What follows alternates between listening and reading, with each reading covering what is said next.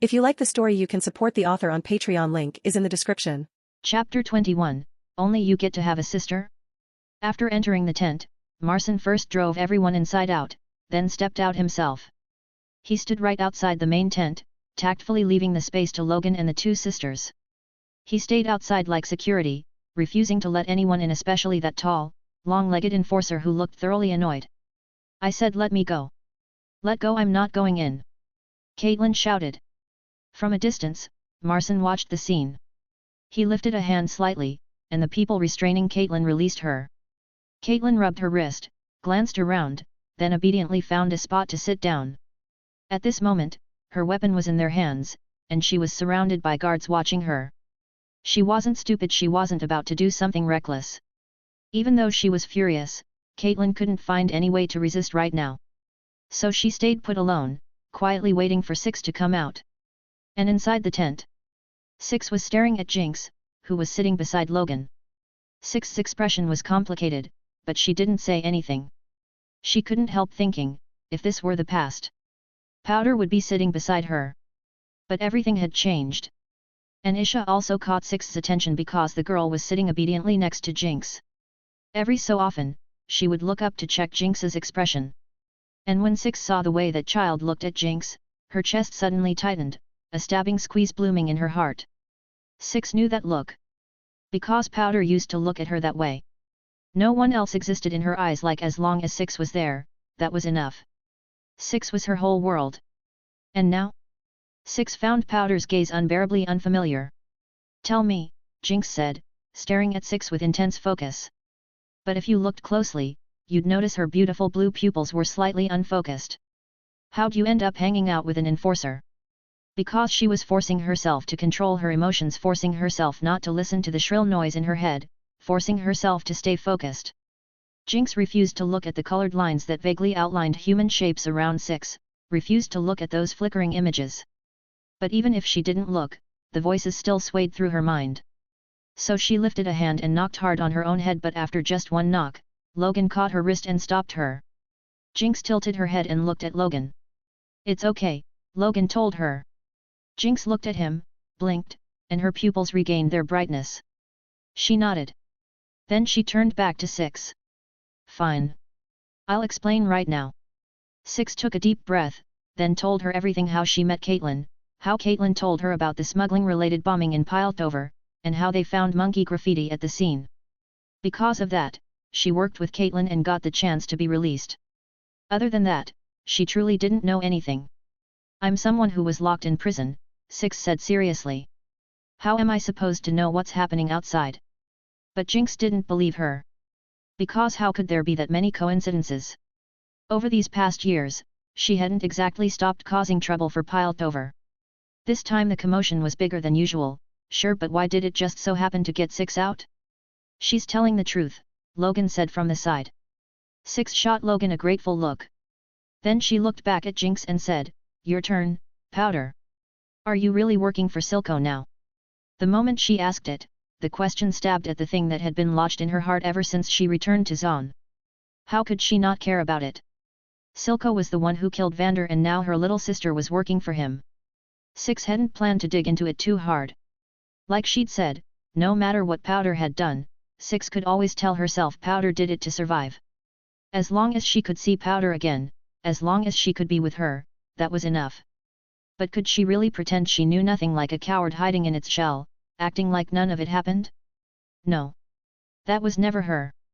If anyone else had done this, Six wouldn't be sitting here talking. She'd have thrown a punch first, then asked her questions after.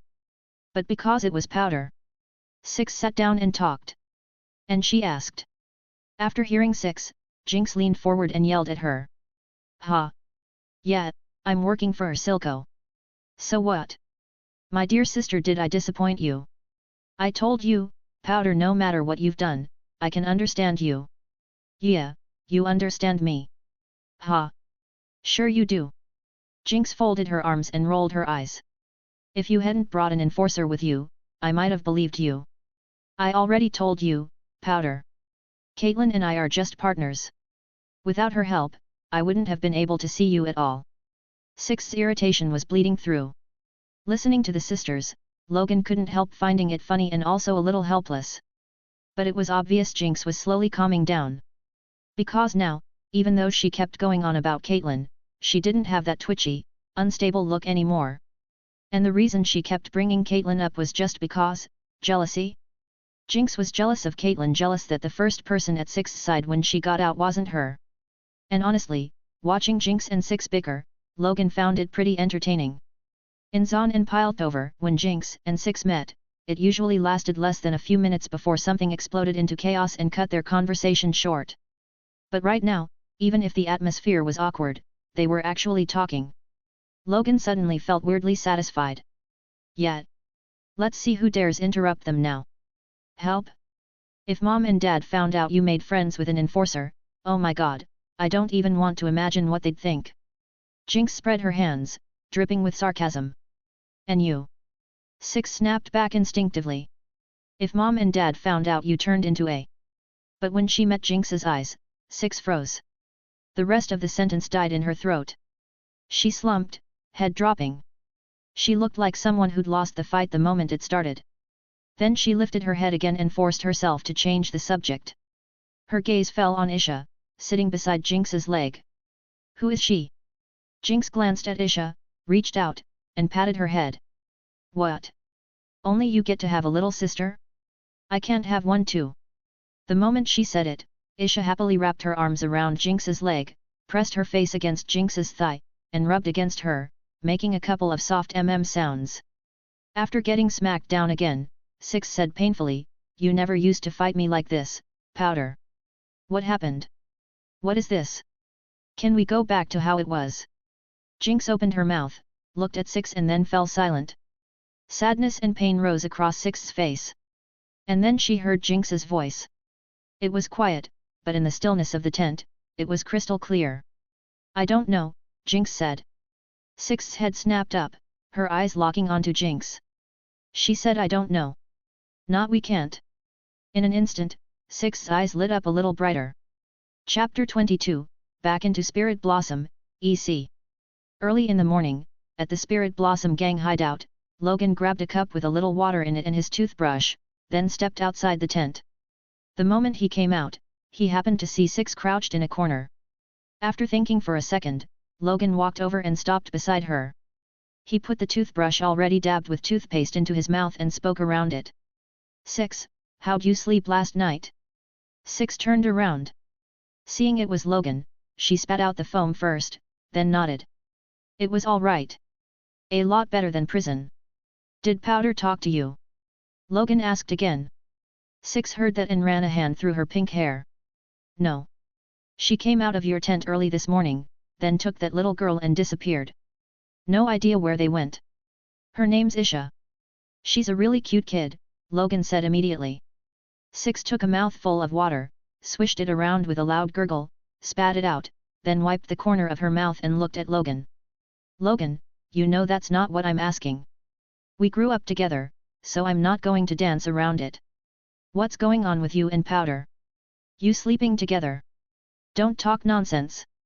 "Isha was there too," Logan said, the corner of his mouth twitching. He said Isha was there, but he didn't sound very confident. Because last night, when they slept, Jinx had thrown her leg over him. She hadn't said it outright, but seeing Six again and actually talking to her helped ease some of the distance between them. It wasn't completely gone, but it was enough to make Jinx happy. She was in a great mood, so her sleeping posture naturally became a complete disaster.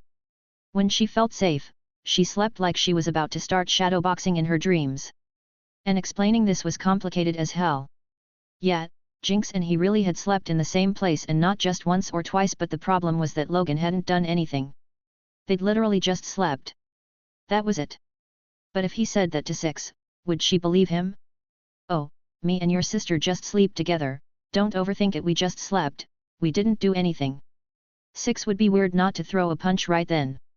Logan could beat Six right now, because she didn't have Hextech gauntlets yet, but the point was he wouldn't be in the right. No matter what era, what time, what place you said something like that out loud, it was explosive. "Ha! Do I look like some innocent rookie?" Six raised an eyebrow. "Even if you did, I wouldn't say anything. You saw her attitude toward me. Hat. Whatever. We didn't do anything, Logan said, squatting down too and brushing his teeth beside her. Nice try. Trying to bait a confession? No wonder you're basically Piltover's future enforcer, hey. Six hesitated, then asked, Logan, what are you going to do about Caitlin? Logan, Caitlin's a good person. She's not like the other Pilties, not like other enforcers. Of course I'm sending her back to the upper city. She'll just get in our way here. Six froze. What else? Logan looked at her and continued. You're not actually thinking about going back to the upper city with Caitlin, are you? If you really go back with her, Jinx will run up there that same night and blow you both to pieces. Do you believe me? Of course I'm staying with my sister. And her name is Powder, not Jinx. Six snapped, then lowered her voice. But if I really left with Caitlin, she'd actually blow me up. She's got something wrong up here, Logan said, tapping his own head. If she's going to get better, it'll take time and medicine. We've got time. But the medicine? There's only one. He pointed at Six. You, Six. You're her medicine. If you disappear without a word again, then this time she'll really go completely off the rails. I told you, I'm staying with her. I'm just worried about Caitlin, Six sighed. Seeing Powder again last night, Six could tell her mental state wasn't normal, agitated, muttering to herself, twitchy and on edge. You weren't like this before, Logan said, amused. When we were kids, you told us Piltover people were all bastards and deserved to die, and that one day you'd become somebody and make those Pilties pay. So what happened to you now? Six rolled her eyes. I still feel the same way. It's just, not every Piltover person is a bastard. Caitlin's a good person.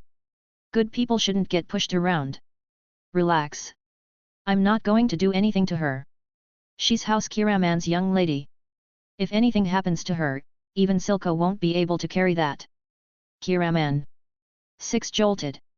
She's that counselor's daughter. Genuine. The next heir of House Kiraman is her. Logan nodded. Logan, speaking of Silco, what are you planning to do? Six asked. He's looking for me, and he's looking for Powder too. Yet. Leave that to me. When the time comes, I'll handle it. If you're going after him, you're bringing me with you, Six said, her expression turning vicious. Thanks to him, Powder ended up like this. Logan spat out the foam, looked at Six, and suddenly asked, what about you? Six, you don't feel wronged.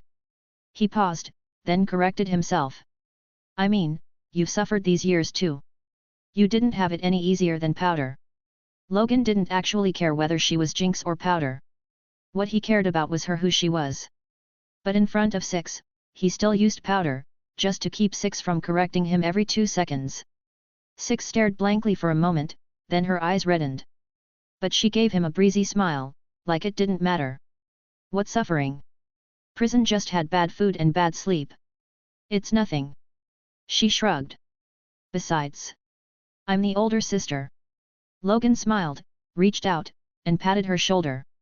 Then he stood, extending his hand to her. Officially welcome to us, Six.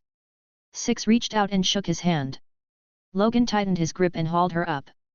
Back in the tent, Jinx and Isha still weren't back. But they hadn't gone far either. Marson said they'd gone out early to pick through scrap, just at the dump near the Spirit Blossom Gang's territory, so there was no need to worry. That said, Jinx taking Isha out first thing in the morning, deliberately walking right past Six, was that her being Sundara? Was she trying to make Six jealous? Because the distant and prickly part was definitely there. Lying down on the bedroll, Logan kept thinking about what Six had said. Silco really was a huge problem. Logan personally liked Vander more. Some of it was the original body's memories rubbing off on him. Of course Logan had more affection for Vander, the father figure of the lanes. But Logan also had to admit it, Silco wasn't wrong either. Silco and Vander had clashing ideals, but their end goal was the same: standing Zaun back up, making Zaun better. Kill Silco? No. If Silco really died, Zaun would only become more chaotic. Sure, Zaun already wasn't a place fit for people to live, but if Silco was gone, there'd be no one to keep the Chembarons in check, no one to force them into a single rope. Zaun would collapse into endless internal war. Silco was talented. When it came to management and development, he surpassed Vander by far. In all of Zaun, you couldn't find a second Silco. Logan didn't believe he could run a city himself, so what was he supposed to do? In the end, it's still because I'm not strong enough. Logan raised a hand toward the tent ceiling and closed his eyes. When he opened them again, he was already inside the Spirit Blossom space. He looked at the energy bar. During this time, he'd successfully accumulated one chance to descend. Counting the one he hadn't used before, he now had 2 descent opportunities. Damn! Thresh isn't still camping me, is he? Thinking that, Logan reached out and touched the Spirit Blossom barrier. He opened his mouth and murmured softly. Descend. Chapter 23, Have you ever seen a fox like me? Random descent selected. Selecting descend location. Random descent successful. Welcome, Summoner Logan. Descend successful, Summoner. Your descent duration this time is 30 minutes. Name, Logan. Race, Human Soul. Soul Strength, 7.3, Scattered Soul. World Exploration, 1%. What greeted Logan's eyes was no longer that deep purple, and he finally let out a breath of relief. He looked around and saw that like Purple Prison Mountain, this was also a forest. But compared to Purple Prison Mountain's eerie, gloomy, shadowy darkness, this place felt warm and bright. The trees weren't towering giants, and even the weeds grew in tidy patches. Logan could even hear small animals moving around. He took one step forward. The next moment, the system's prompt sounded. Map discovered Blossom Valley. Current map exploration, 0.01%. Exploration rewards accumulating. Good luck, Summoner Logan. Blossom Valley. Logan narrowed his eyes, then suddenly slapped his palm. On the Spirit Blossom screen map, only Purple Prison Mountain was lit up. Everything else was still shrouded in shadow, but you could still vaguely make out what each area looked like through that darkness. On the screen, most places were mountains, with rivers and plains too. There even seemed to be something that looked like farmland. But there were only 2 valleys. One belonged to the Kenmei faction, and the other to the Arcane faction. And the deities depicted over the valleys on the screen were so vivid and distinct that Logan could recognize them at a glance. They were the spirit of the Kenmei Valley Ari and the Spirit Blossom deity of the Arcane Valley Riven. So arriving in Blossom Valley naturally put Logan in a great mood. Ari was practically the main character of the Spirit Blossom story. Sure, later on there was also the second-generation protagonist Set, who set off on a journey to find his father, but that didn't change the fact that Ari was the soul of the narrative, the one who ran through the entire Spirit Blossom tale. And Ari was a friendly, gentle deity, a guide for lost souls, nothing like Thresh, that creepy old bastard. If he met Ari, maybe he wouldn't just unlock 50 exploration points on the spot, maybe he could even squeeze some benefits out of her. With that in mind, Logan picked a path and began exploring Blossom Valley. Discovered fairy grass, exploration value +5. Discovered white moon rabbit, exploration value +3.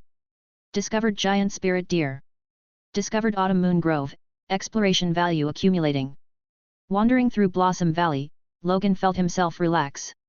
Aside from the beautiful natural scenery, the local creatures here weren't particularly aggressive. As long as Logan didn't approach and provoke them, even when they noticed him, they simply stayed quiet and went about their own business. They didn't look weak, at least. There were several creatures that made Logan feel like he absolutely wouldn't be their match. There was a giant deer over 3 meters tall, its body nearly 2 meters long, with antlers like blades. And there were things crouched in the trees, not beast spirits, but spirit-bodied beings shaped like human souls. Logan figured he definitely couldn't win against those. After he passed yet another lake, Logan checked the remaining time and realized there were only 4 minutes left before the descent ended. After walking for so long without running into Ari, he felt a little disappointed, but even if he hadn't met her, his harvest still wasn't small. Just as he was thinking that, the trees in the forest suddenly rustled. A snow-white blur flashed past his eyes in an instant. Logan thought it was some rabbit-like creature, so he followed the movement. And saw a tiny snow-white fox sitting neatly on a rock, head tilted as it looked at him. Lost soul, are you unable to find your way? If that's the case, please follow me. I'll lead you out of this place. You don't belong here. Warning. Attention. Blossom Valley deity detected. Escape immediately and avoid the target. Blossom Valley deity possesses the ability to influence the mortal world. Logan rolled his eyes the moment he heard it. Is this system's intelligence at the level of a moron? So rigid. Ari was the benevolent leader of the Kenmei she guided souls. How could she possibly be dangerous? And besides, if there really was danger, Logan's outcome would be the same as last time when he ran into Thresh, he wouldn't have any chance to run at all. Logan was stronger now, his soul strength had risen, and he was already beyond an ordinary person, but in Runeterra, he was still weak. Especially in Ionia, let's put it this way, Logan figured even a not yet Tina Kali could take down 3 of him. So if Ari really wanted to harm him, he wouldn't have any ability to resist. And anyway, last time it was Ari who saved him from that obsessive old creep Thresh. Which was exactly why Logan was absolutely, definitely not following Ari just because he liked her. Ignoring the system's warning, Logan walked toward the snow-white little fox. The moment he lifted his foot, the fox alertly raised a paw, hopped down from the rock, and landed on the grass with soft pink paw pads. It glanced back at Logan, its big tail swaying, then trotted forward. After a few steps, it stopped again and looked back at him. The meaning was obvious: follow. Logan hurried after it, weaving through the woods as the little fox darted ahead. They reached a firefly-lit patch of forest. The fox finally stopped running and lowered its head to lick its fur. You're really fascinating. You're clearly not a soul yet, so why are you here, human child? That pleasant voice sounded again. Logan looked down and saw the fox lifting its head to look up at him. In its beautiful eyes, starlight shimmered brilliant and dazzling. Like you said, I got lost, Logan replied. Lost? That's interesting. The fox sounded delighted. I think you came here on purpose. I haven't forgotten you. Because of you, Thresh and I fought for days. Then, right in front of Logan, it sprang high into the air. Poof! With a light sound, white light and smoke burst out together. When it cleared, a woman appeared in front of Logan. She wore an off-shoulder short dress and white knee-high boots, with long pink sleeves covering her arms like detached gloves. Pink hair spilled down, and nestled within it was a pair of long, upright fox ears, wide and pointed, the same soft pink as her hair. Her face was breathtakingly seductive, with 3 rosy markings on each cheek. Her narrow eyes were fox-like, mesmerizing. Beneath a straight, delicate nose was a full, smiling mouth curved as she looked at Logan, smiling sweetly. Human child, have you ever seen a fox like me? Logan froze. He'd imagined Spirit Blossom Ari would be beautiful, but when she truly appeared before him, Logan realized he'd still underestimated her. This wasn't just beauty, Logan understood. No, it was a kind of beauty that simply wasn't human at all. Otherworldly. Sacred. Pure. Tempting. Cute. Sexy. They were opposite words, but on her, they all fit perfectly. There were plenty of beautiful women in the Twin Cities: 6, Caitlin, Jinx, and others Logan had seen in Zaun. They were all stunning. 6 had a bold, heroic edge to her face. Caitlin was tall and flawless. Jinx, with her sickly pale complexion, carried that sharp contrast of innocence and temptation. But next to Ari, Logan felt only Jinx could barely brush the edge of her presence purely by relying on that chaotic and unhinged vibe. And even that was just vibe. Besides, unhinged wasn't exactly a compliment, was it? Staring, are you? Hee, I like that. Human child, come talk with me. I'm very curious how you managed to do this.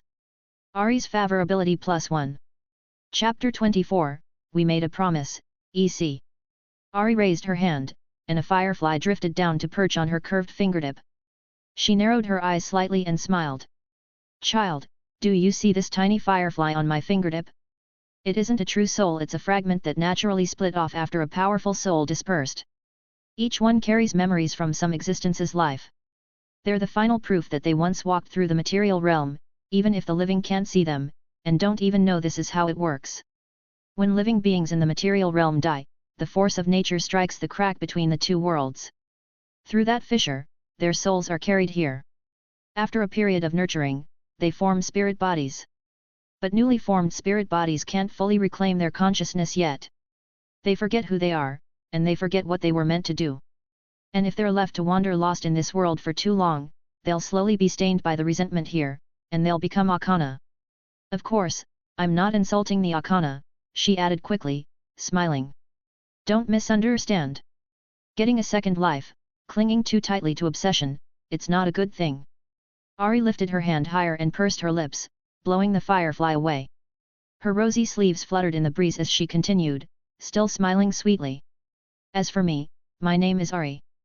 I'm also a soul in this world, but I'm not quite like them, and I'm not quite like you either. I'm a soul born naturally within this realm. This world gave me a responsibility, and my duty is to lead lost souls toward the right path, to guide them, to help them find what they truly want. To find a way to exist in this world, or to leave it. So, child, you already left this world. Why did you come back? Ari lifted both hands, pointed her index fingers at her own eyes, then pointed at Logan, smiling as she spoke. I can tell you have endless vitality. You're healthy.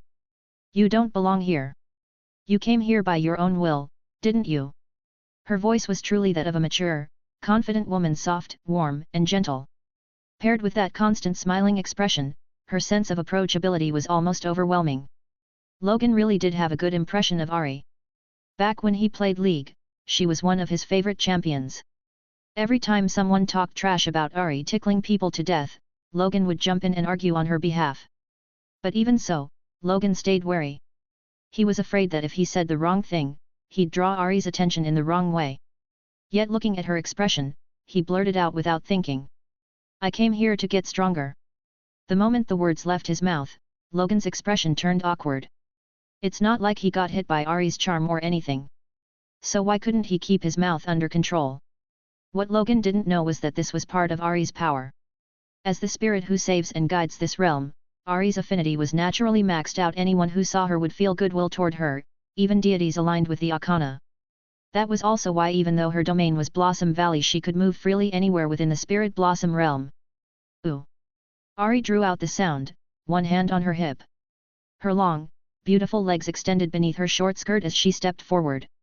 Stronger? It's true. Your soul is stronger than the last time I saw you. She held her thumb and index finger a tiny distance apart, making a little, just a bit pinch gesture, her fox-like eyes smiling. Just a little. Logan's mouth twitched, and he subtly leaned back. Ari's charm was completely effortless, like she was born with it. But what was most dangerous wasn't even the allure itself. It was that hint of innocence and purity she showed while radiating that allure. Her seduction wasn't sharp, not aggressive, not something she tried to show off. It was lazy, soft, unforced, without any edge at all.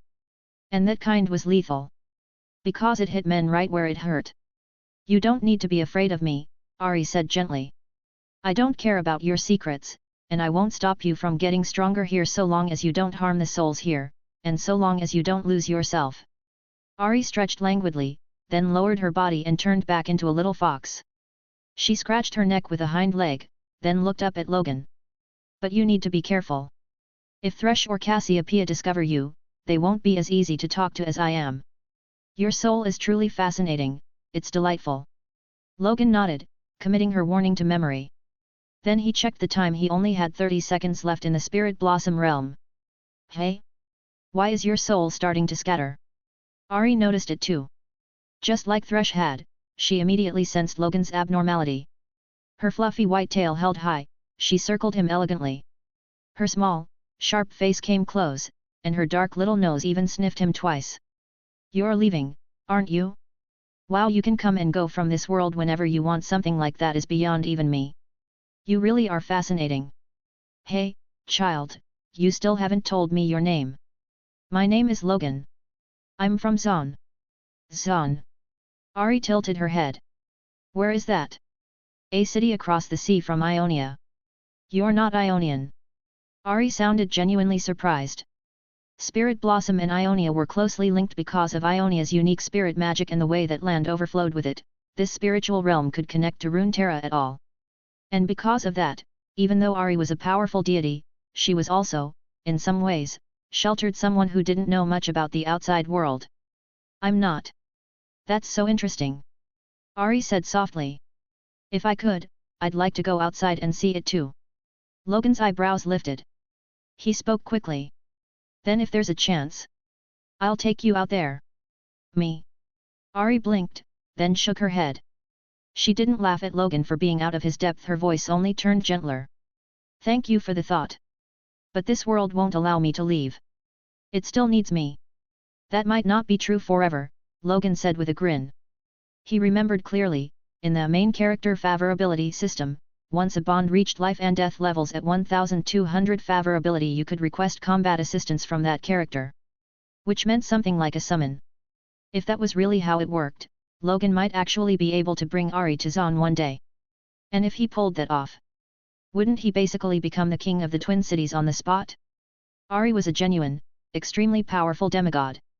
But then, Logan looked at Ari's favorability sitting at one point, and he almost couldn't hold his expression together. And just then, the system prompt sounded.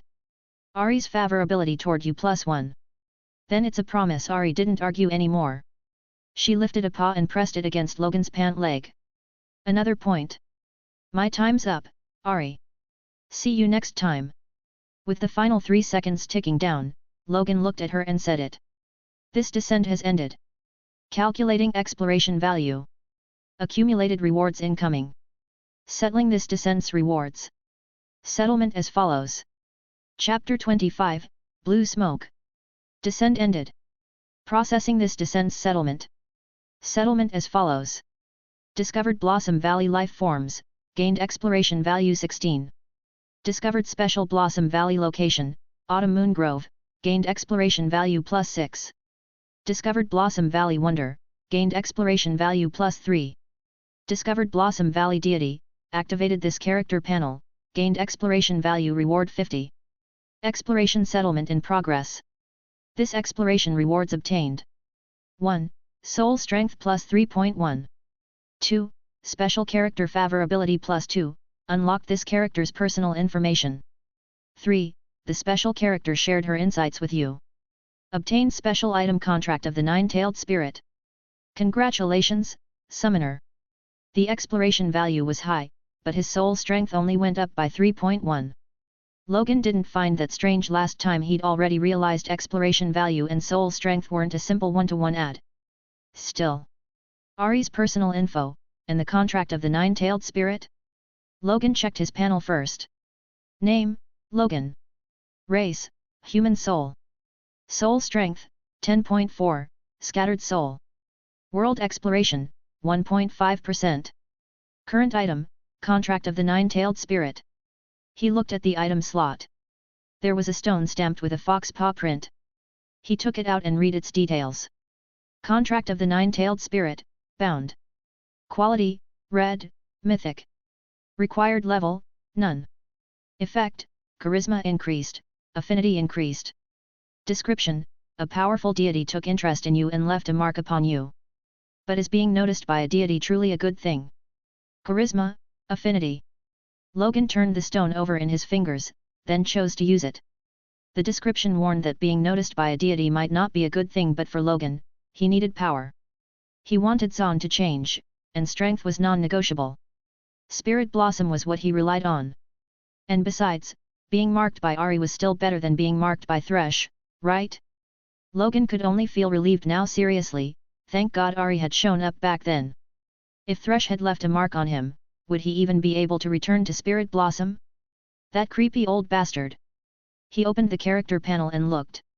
Inside, besides the already lit Thresh, there was Ari wearing a long dress, one hand emerging from pink sleeves as she played with a pearl-like orb, her seductive face smiling sweetly. Logan reached out and tapped Ari's icon.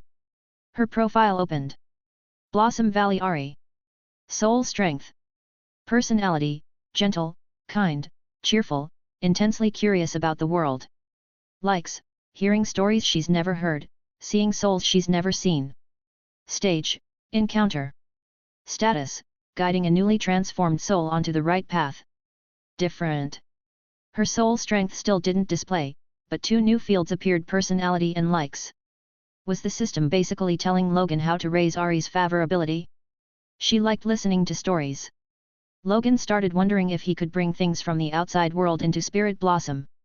If he could, maybe bringing Ari books would make her happy. And looking at her personality description, Logan felt reassured. Someone like Ari, how could she possibly hurt him? Meanwhile, he could already imagine what Thresh's personality would look like in the panel: antisocial, gloomy, deranged. Just thinking about Thresh killed Logan's good mood. He muttered curses under his breath, closed the panel, and exited Spirit Blossom. He still had one descent opportunity left, but there was no need to use it right away. Those 3 points of soul strength had already pushed Logan through another qualitative leap. He could feel the obvious changes in his body. If he had to put it into words, his speed was at least twice what it had been before. His strength was probably about double too. Bending a 5 cm thick steel plate barehanded, yeah, that didn't feel impossible anymore. The weapons Jinx built could barely smash through 2 mm of steel. With this kind of strength, Logan was genuinely beyond human.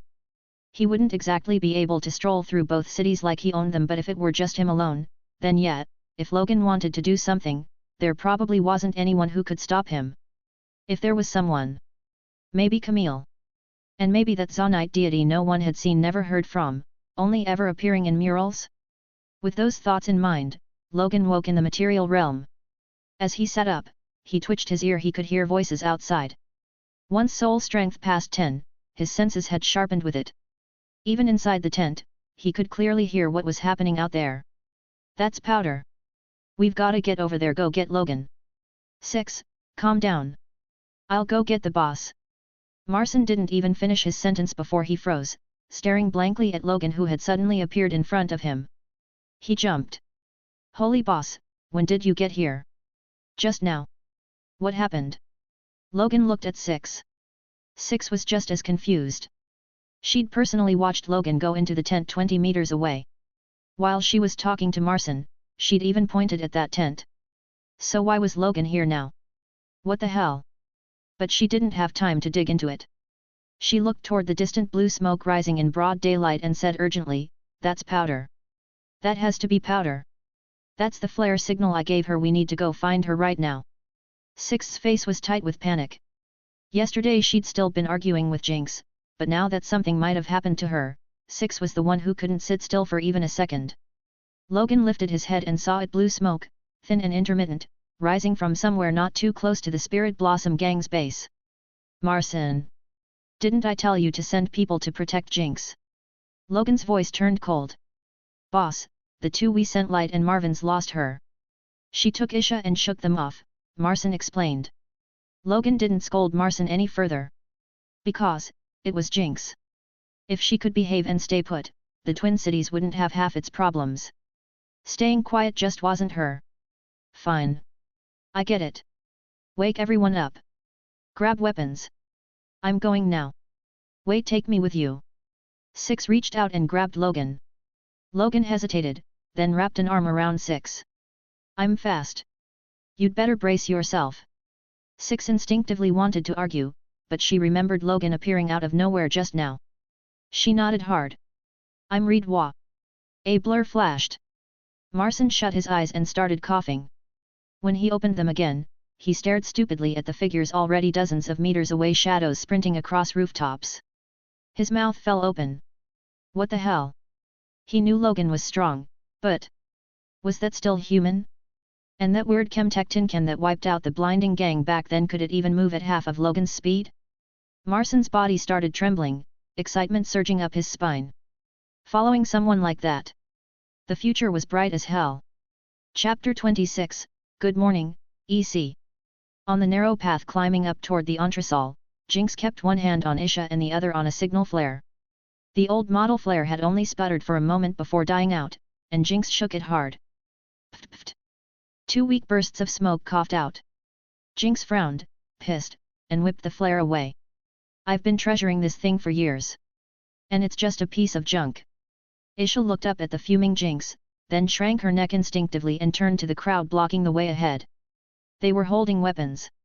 And among them were 2 hulking figures wearing massive hoods, pipes embedded from the outside into their helmets, purple liquid flowing through the tubing, and a pair of terrifying violet eyes staring straight at them.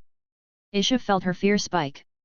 Jinx, on the other hand, just spread her hands like she couldn't care less. Oh yeah? What, you wanna drag me back? She lifted the arm that had been shielding Isha, then pushed both hands forward together, wrists tipped upward. With an exaggerated eye roll and an over-the-top expression, she said, "Come try." Someone in the crowd swallowed. Watching Jinx step forward, he actually took an unconscious step back. Only the people who worked for her knew just how horrifying this woman who looked crazy, small, and even kind of cute really was. Don't scare them, Jinx. This is my call. A voice cut in, followed by the sharp sound of dress shoes on the ground. The people surrounding Jinx and Isha split apart, making a path. A man in a red and black coat walked out. Under it was a fitted vest. His hair was slicked back perfectly, not a strand out of place. He wasn't tall, and he was on the thin side, but his back was ramrod straight. Sevika followed behind him. Silco stopped at the front of the crowd and looked at Jinx. His gaze was calm until he noticed Isha at Jinx's side.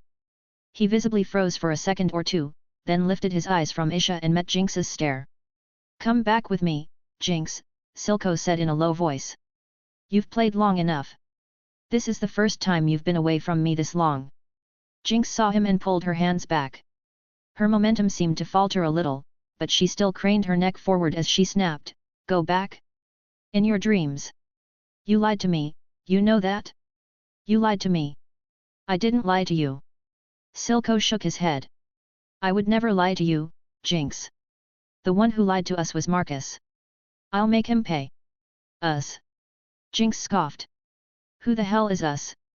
It was a familiar line. Silco had once said something like that to Sevika right in front of Jinx. Now Jinx was throwing it back at him. But Silco didn't get angry. He pinched the bridge of his nose, let out a quiet sigh, and then raised a hand, speaking softly. Your rebellious phase is a bit late, but I understand. Fine. Go on. Then his tone sharpened as he gave the final order, Don't hurt her. Bring her back. Remember, don't hurt her. Behind him, Sevika heard that and frowned at Silco's back, irritation flashing across her face before she forced it away again. With Silco's command, the two shimmer brutes moved, lunging straight at Jinx. Jinx yanked out her pistol and fired 3 quick shots. The bullets drilled into the brutes' bodies, but they didn't even flinch. Like they couldn't feel pain, they kept coming. Fuck. Jinx cursed. If I'd known, I would have brought the machine gun. This little pistol can't do shit to these freaks. Isha, get over here behind me. Isha bolted immediately. But when Silco saw Jinx glancing at Isha again and again, his brow furrowed. He lifted a hand and pointed at Isha. Jinx watched as one of the brutes obeyed, charging for Isha. These shimmer-modified monsters were stronger than any normal person, and their speed was insane. Even though Isha was quick, small, and smart, she was still forced back step by step, driven into a corner. Staring up at the enormous thing, Isha clenched her teeth, gathered her courage, and threw the stone she'd just picked up at it. The moment Jinx saw Isha trapped, panic hit her like a jolt. She rolled across the ground, slipping past the brute that was moving slower only because it had orders not to harm her, and she screamed at Silco, Silco, no. Don't hurt her. Silco ignored her and simply waved his hand. The brute's massive palm closed around Isha and lifted her up. Silco turned his back and said, Bring them both back. Sevika's annoyance spiked even higher. Dragging back the big one wasn't enough, now they had to haul the kid too? More trouble. Always more trouble. If it were the old days, Silco would have had the brute crush that child's throat on the spot. Silco lifted his leg, about to leave. But he'd barely taken one step when... Boom! A horrifying blast thundered through the air. A shockwave, dust, and gravel surged outward. Silco felt his body jolt so hard it was like he floated for a split second. When he snapped back to himself, his ears were ringing non-stop and Sevika was already in front of him, shielding him as smoke and grit swallowed up his view, hiding what was happening inside. Between that explosion and the fact that Jinx still hadn't been brought out, Silco lost control in an instant.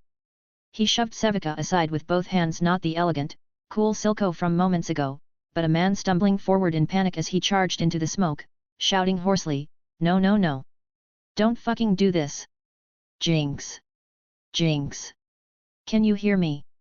Jinx. Clang. The only answer was the sound of metal striking the ground. As the dust cleared, Silco saw a metal hood rolling to a stop at his feet, with the head still inside it. That thing, he knew it all too well. It belonged to a shimmer brute. A sharp cracking sound followed. Silco looked up and everyone behind him stared into the clearing. Purple blood was splattered across the wall. Glowing shimmer fluid poured from the severed pipes of the headless body, pooling on the ground. At the center, the floor had been smashed to pieces, fractures spreading in a 2-meter radius, spiderweb cracks even climbing the wall. A black-haired young man stood there. One foot was planted on the brute's back, the same brute that no longer had a head. The head was still at Silco's feet. The young man's arms were wrapped around a little brown-haired girl. He held her carefully, protectively, one hand pressing down on the top of her head so she wouldn't look at the ground. Calm-faced, he looked straight at Silco. Silco's pupils tightened, but he ignored the young man completely, searching frantically until he spotted Jinx sitting on the ground, mouth hanging open, looking like she'd been scared half to death. Only then did Silco seem to finally breathe again. Then he looked back at the young man. Logan was looking at him too, smiling. Morning, Silco. Chapter 27, but Dad was killed by me. That's genuinely surprising, Logan. How did you do it? Silco glanced at the shimmer brute on the ground, then looked up and asked Logan. Now that he could see Jinx was unharmed, he'd already pulled himself back from that moment of losing control. Simple, Logan replied. Jump down, then smash into him. Logan, you wouldn't have dared talk to me like this before. Silco studied him, so steady, so composed, and spoke suddenly. I remember you used to run the moment you saw me. Logan burst out laughing. You said it yourself, Uncle. That was before. The word uncle made Silco narrow his eyes slightly, then he heard Logan continue. People change, don't they? And honestly, your change is way bigger than mine. Me? Silco shook his head, voice even.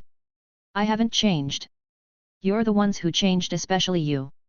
Your change is unbelievable. Logan set Isha down and patted her head, then pointed at Jinx. Isha tilted her little face up at Logan, hugged his leg, and rubbed her head against his thigh. Her mouth opened as if to speak, but no sound came out, just a silent, earnest thank you. Then she ran to Jinx, wrapped both arms around Jinx's arm, and helped her up. And right then, something rustled above. With a soft scuffing sound, Six dropped down from overhead. After all those years in prison, her skills hadn't dulled at all. If anything, she'd gotten even more agile. She came down lightly from the height and landed cleanly. First thing she did was look at Jinx, and when she saw Jinx was okay, she let out a breath. Then Six turned to Silco. Her eyes narrowed. Her lips pressed into a hard line. She started cracking her knuckles as she moved to Logan's side, glaring at Silco like she wanted to swallow him whole. Silco, Six shouted, do you fucking remember me? Silco looked at Six, then flicked his gaze to Jinx. Jinx's eyes had locked onto Six the second she appeared. Something like pain flashed across Silco's face, for an instant gone as quickly as it came. He snorted at Six. Violet, you really learned Vander's gutter thug attitude down to the bone. When Vander raised you, he'd already put his past behind him, he'd become a different man. And yet you're exactly the same as he was. Should I say you're too much like him, or that you're not like him at all? Don't you fucking say Vander's name. The second Silco mentioned him, Six's fury detonated. She bent forward, about to charge. But a hand stopped her. Six froze, then looked at Logan, his arm out, blocking her. Let's talk, Logan said to Silco, his back to Six. Uncle. What do you want to talk about? How you're going to walk out of here, out of my hands, without getting hurt. The moment Logan finished speaking, he vanished from where he stood. Silco's pupils tightened. Just a blink later, Logan was already behind him. Logan's right hand settled on Silco's shoulder. Smiling, he murmured, so? What do you think? Seems like if we don't talk, I'm not leaving here safely. Silco's voice stayed calm. Behind Silco, Sevika didn't dare move. Out of everyone here, she was the only one who had personally learned just how strong Logan really was. Exactly. Logan nodded towards Six. Just look at her face. And hearing that, Six flared immediately. What the hell is there to talk about with him? Logan, why haven't you killed him already? What are you waiting for? Kill him. Kill him and it all ends. Shut up. The voice didn't come from Silco. Not from Sevika. Not from Logan. It was Jinx. She was holding Isha's hand, and the look she gave Silco was painfully complicated. Pow powder. Six stammered, staring at her. I told you call me Jinx. Jinx's voice was flat, but firm. How many times do I have to say it? 6 went still. The moment she saw how serious Jinx was, her anger surged like a wave. Just like Logan said, Powder had lived through hell. She'd been hurt. She'd been wronged. But did 6 not get to feel wronged too? Her father was dead. Her friends were dead. She'd been locked in prison. All she'd clung to, all those years, was the thought of her little sister named Powder. And then she got out and everything was different. Powder had become Jinx. Her own sister had become the adopted daughter of the man who killed their father. What kind of sick joke was that? If Powder was gone too, then in this Zaun, who was even left that felt familiar? Someone she knew? Someone she was tied to? No one. Nothing. He killed Vander, 6 said, pressing a hand to her chest, voice shaking as she spoke to Jinx. He killed him. Jinx looked at 6, and her expression suddenly turned bleak like something dimming inside her. Softly, she said, he killed him? That's not right. Not right? I saw him do it with my own eyes, 6 started, but Jinx's quiet words cut her off. But 6, did you forget? Dad was killed by me. I'm the one who did it. I'm the one who got him killed, got them killed. You told me yourself. You said it to my face. You said I was poison. That single sentence stole every word from 6's mouth. All the bitterness she'd been holding because Jinx was protecting Silco evaporated instantly. In its place, 6 was left with nothing but regret. She stared at Jinx, head tilted, eyes on her, and in that moment she realized she really had done something terribly wrong. Jinx looked at Logan, and there was a flicker of pleading in her eyes. Logan, let him go. That expression made Logan pause. He'd known Jinx for nearly half a month now. They'd been together every day, side by side. He'd seen all kinds of faces, from her bright laughter, unhinged cackling, fury, gloom, heartbreak. But he hadn't seen this. I understand. Logan nodded. Uncle, go back for now. Logan said to Silco. Later, I'll come find you at the last drop. I know that place. Silco drew a slow breath and looked at Jinx. His lips moved like he wanted to say something. But Logan pressed a hand to him and leaned down, speaking in a voice only Silco could hear. Don't push her anymore, Silco. She's almost at her limit. If you really love her, go. Silco didn't speak again. After one last look at Jinx, he turned and addressed everyone. Sevika gave a curt nod and raised a hand. The people Silco brought with him fell in behind her. In no time at all, they were gone. All that remained was 6, looking hollow and lost, staring at her feet, Jinx with Isha clinging to her and Logan standing off to the side, watching it all. Logan rubbed his head, a headache building behind his eyes. Running into Silco today had been an accident. And Jinx clashing with 6 because of Silco, that was even more unexpected. Because in Logan's mind, the person Jinx loved most was 6. After that came Vander and Silco. Even the end of the Arcane story made it clear Jinx fired at Silco in a panic and hurt someone close to her yet again. But she did it to protect 6. So why now, was she talking back to 6 for Silco's sake? Had something gone wrong somewhere? Logan shook his head, shoved the thoughts aside, and looked at Jinx. Come on, Logan said. Jinx, 6. Let's go back. Jinx held Isha's hand and walked to Logan. After hesitating, 6 followed too. She had so much she wanted to say to Jinx. But she didn't know how to start, so 6 looked at Logan with a silent, desperate plea. Logan didn't even look at her. He only showed her his back. Because he was looking at Jinx. It's okay, Logan murmured, wrapping an arm around Jinx. I won't hurt him. I promise you. Jinx looked up at Logan, her expression shifting rapidly. Really? She asked. Really, Logan said. Chapter 28, The Cooperation Logan Wants. Back at the Spirit Blossom Gang's hideout, Marcin spotted Logan and immediately came over. Then he saw Jinx already back to normal, messing around with Isha like nothing happened on the way back, and 6, who looked completely hollowed out, her mood at rock bottom. They go out once, and 6 comes back looking like this? Marcin was curious. Too bad nobody was going to answer him, because Logan was already leading Jinx and Isha straight toward the tent. Seeing that, Marcin turned to 6, about to ask what happened. 6, you guys. Get lost. Six shoved Marcin and stormed after Logan and Jinx, brushing right past him and barging into the tent. Shit. What, you think it's like before? You think you can talk to me like that when you can't even beat Logan? Marcin muttered under his breath, pissed. I'm the boss's guy. Kids from the lanes had gotten their share of beatings from Six. Marcin especially, he'd been a little troublemaker when he was younger, and Six had pinned him down and smacked him around more than once. Hell, Logan had probably gotten hit by her too. Marcin kept grumbling as he wandered, and then he spotted that pretty piled-over girl crouched near the tent, eavesdropping. Marcin instinctively wanted to stop Caitlin, then he remembered what Logan had said, as long as she didn't wander off and cause trouble outside, she could do whatever she wanted. So Marcin let her keep listening. At the same time, inside the tent, Logan sat with Isha, watching the heavy silence hanging over Six and Jinx. The sisters were talking on and off, but it was mostly Six talking while Jinx brushed her off. Jinx, I'm gonna step out for a bit. Logan stood. You two, talk. Six immediately turned and gave Logan a grateful look. She really did need a chance alone with Jinx. And the second Isha saw Logan get up, she grabbed his hand, babbling softly, making it clear she wanted to go too. Isha couldn't stand this atmosphere either. It was seriously weird.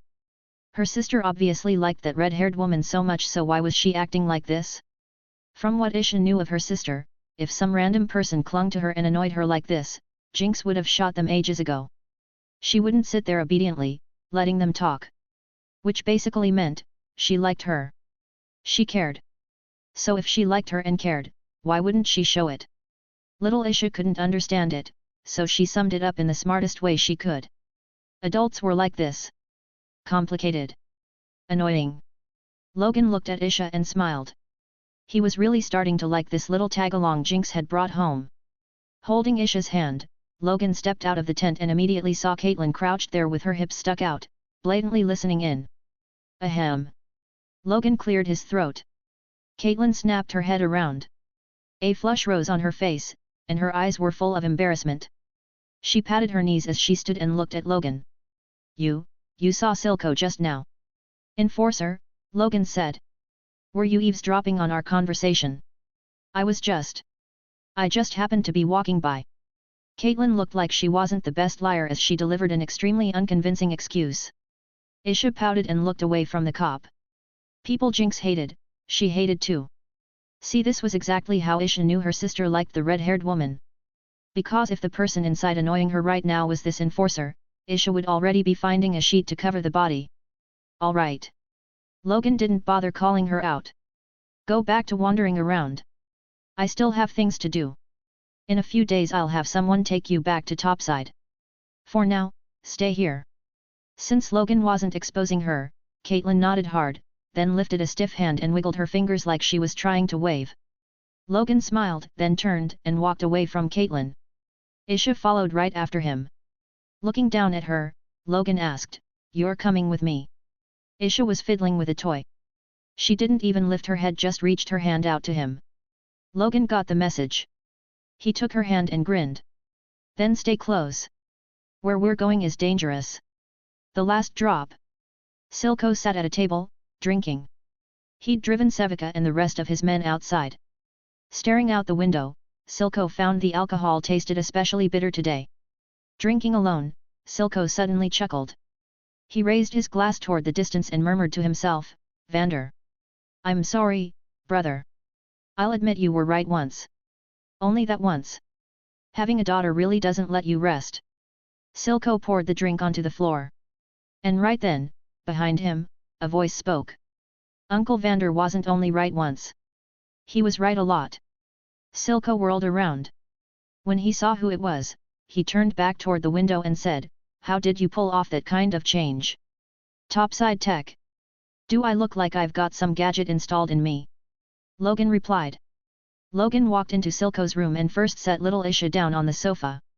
The moment Isha got inside, she lit up because this place was covered in graffiti she recognized. Naya. She turned back, mouth open in a cute grin that showed she was missing a tooth, and pointed excitedly at a spot on the wall. "You're saying the drawings here look just like the ones at home?" Logan laughed. Isha nodded vigorously. Logan looked at Silco, who was pouring himself another drink. Got any juice? Logan suddenly asked. Silco went silent, but after a moment he opened a cabinet in his desk and pulled out a cup painted with a little monkey in blue and pink. He also took out a bottle of juice. He actually has juice. I know you spoil drinks, Silco, but this is on another level. Silco poured a cup and slid it forward on the table. Logan took it, then carried it over to Isha. Isha drank happily and wandered around the room, fascinated. This was where her sister had lived. And Logan turned back to Silco. Logan, you have power. You should be with me. With you here, we can make Zaun stand on its own.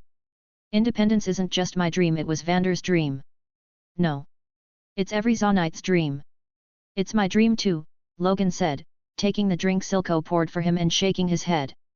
But uncle, the way you're trying to change everything is too extreme.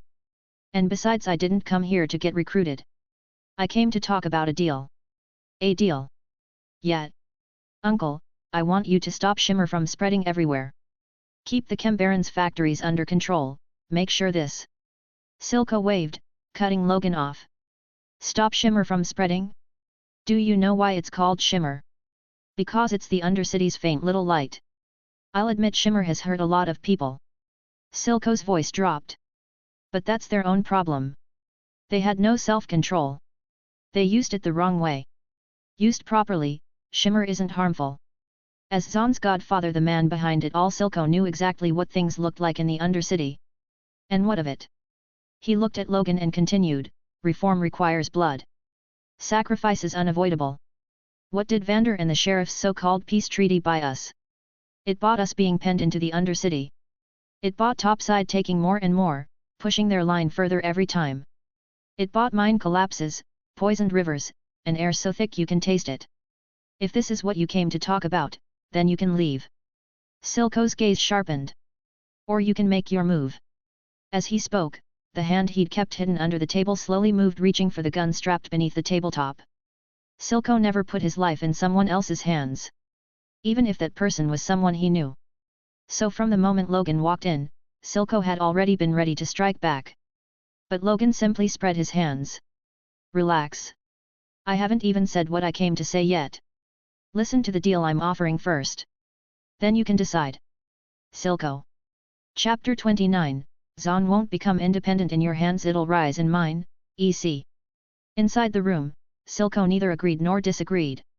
He pulled his hand out from under the table and rested it on the tabletop, rubbing his gaunt chin with 3 fingers as he watched Logan in silence. Silco. I mean, uncle, do you really think you can make Zaun independent? Logan asked first. Silco went quiet, meeting Logan's eyes. Seeing the sincere look on Logan's face, Silco pinched the bridge of his nose and finally spoke. I'll be honest with you, Logan. I don't know if I can truly make Zaun independent. But compared to letting Vander lead Zaun, I think my odds are better. The gap between Topside and the Undercity was like heaven and a crater. Now there wasn't even anything to compare. And with the hex gates now linking Piltover to the world, Piltover had officially become a jewel of global trade. Ships came and went non-stop. In the past, Piltover had recruited huge numbers of Zaunite workers, but lately, more and more Zaunites had lost their jobs.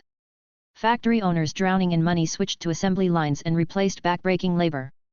Merchants from everywhere flowed through, and Piltover's tax revenue alone already surpassed what all of Zaun brought in. The gap kept widening. Sometimes even Silco couldn't help feeling the future was dark, yet he still pushed forward with stubborn certainty. He had no road back. If he stopped now, he would truly become Zaun's sinner. No one understood that better than him. He even knew that if he died, whether he succeeded or failed, no one would put up a statue for him. In Zaunites' hearts, he would never be respected the way Vander was. And so what? Shimmer is our only trump card, Silco said. With Shimmer, we can at least make Topside wary, by ourselves a voice at the table. Without Shimmer, we don't even have the right to sit across from Piltover. But you've heard the voices outside, Silco, Logan said. People are scared of you now. They're forming groups in secret to resist you. You say it's for Zaun, but aren't you just making Zaun messy? It's all small-time noise. Silco dismissed it, grabbed his drink, and knocked it back in one swallow. He set the glass down, wiped the corner of his mouth with the back of his hand, and said in a low voice. They forgot the past. They forgot who brought them this far. It wasn't only Vander's work, my hands are in it too. They forgot that in their hearts Vander is this city's great hero, and I'm a traitor. Silco looked at Logan calmly. But none of that matters. I don't care how they see me. Or rather, if they fear me, that's even better. Silco held Logan's gaze and continued. Kindness doesn't buy you dignity, Logan. Fear does. Logan's head started to ache. Silco wasn't an idealist. He was a realist. In his mind, the chaos and infighting in Zaun right now were acceptable. More than that, they were something he had deliberately allowed, even pushed. If Zaun didn't turn itself upside down, if it didn't make a spectacle, why would Piltover ever pay attention? Silco was the kind of figure people argued about endlessly. Some would say he was the one truly fighting for Zaun, others would say he was nothing but a drug lord. The verdict on him was brutally split. But in Arcane, Silco really did use Shimmer to force Piltover into granting autonomy. Even if it looked fragile, like Piltover could flip the table whenever it wanted, Silco was still the only person in centuries who had gotten that far. He had clawed back a sliver of dignity for Zaun. Which meant Logan was suddenly realizing something. Trying to gently talk Silco into giving up and working with him was going to be extremely hard. Maybe besides Jinx no one could make Silco change his mind. So Logan took a deep breath and said, but have you ever thought about how what you're doing is the same thing Piltover did to us? You let cheap, trash Shimmer flood the black market. You let ordinary people get their hands on it. You've destroyed countless families. Did you ever think about them? You keep saying you're resisting Piltover, but what you're doing now isn't any different from what Piltover did to us. Hell, at this point their wastewater does less damage than you do. Yeah, Zaun's gotten richer. But where the hell did the money and power go? It all flowed into gangs and chembarons. You people in the middle and at the top live better lives now, but what about the ordinary people at the bottom? You say Vander made mistakes, but when he was in charge, people could still live. Back then, yeah, we had to avoid Pilties. Yeah, we had to watch them swagger into our streets like they owned the place. But we weren't beating each other bloody over a single silver coin. We weren't murdering people we grew up with because of a bottle of poison. Silco said nothing. He poured himself another drink, downed it again, and closed his eyes. After a long moment, he spoke quietly. These are necessary sacrifices. Sacrifices? Logan shot back. So what gives you the right to make them bleed for your cause? If I don't do this, Silco countered, do you really think their lives get better? At least they won't be worse than this. Logan's answer was immediate, certain. Logan knew exactly how poisonous Shimmer was. In his memories, once Silco took power, it only took a few short years for the people Logan used to know in the lanes to become unrecognizable. Some died. Some went mad. Some vanished. And some, like Marcin, had no choice but to join a gang just to survive, only to turn around and start hurting the people around them. Stop, Logan said. At least stop half the Shimmer factories. You can keep your doctor researching it, but you don't sell it anymore. What you do privately with your own people, I won't police. But if I see Shimmer circulating in the black market again, I will destroy your factories. Every last one. As he spoke, Logan reached out and grabbed a decoration on Silco's desk, a heavy iron piece, at least 20 pounds, a massive beast head. Logan stared at Silco and began squeezing it with both hands. The iron warped and folded under his grip, reshaping again and again until it became a metal ball no bigger than his fist. Logan's face stayed blank, but the veins in his bare forearms bulged as he forced the ball tighter. Crack! The metal ball split. Logan set the two pieces down on the table and said, I don't think you and I can work together. Our beliefs don't match.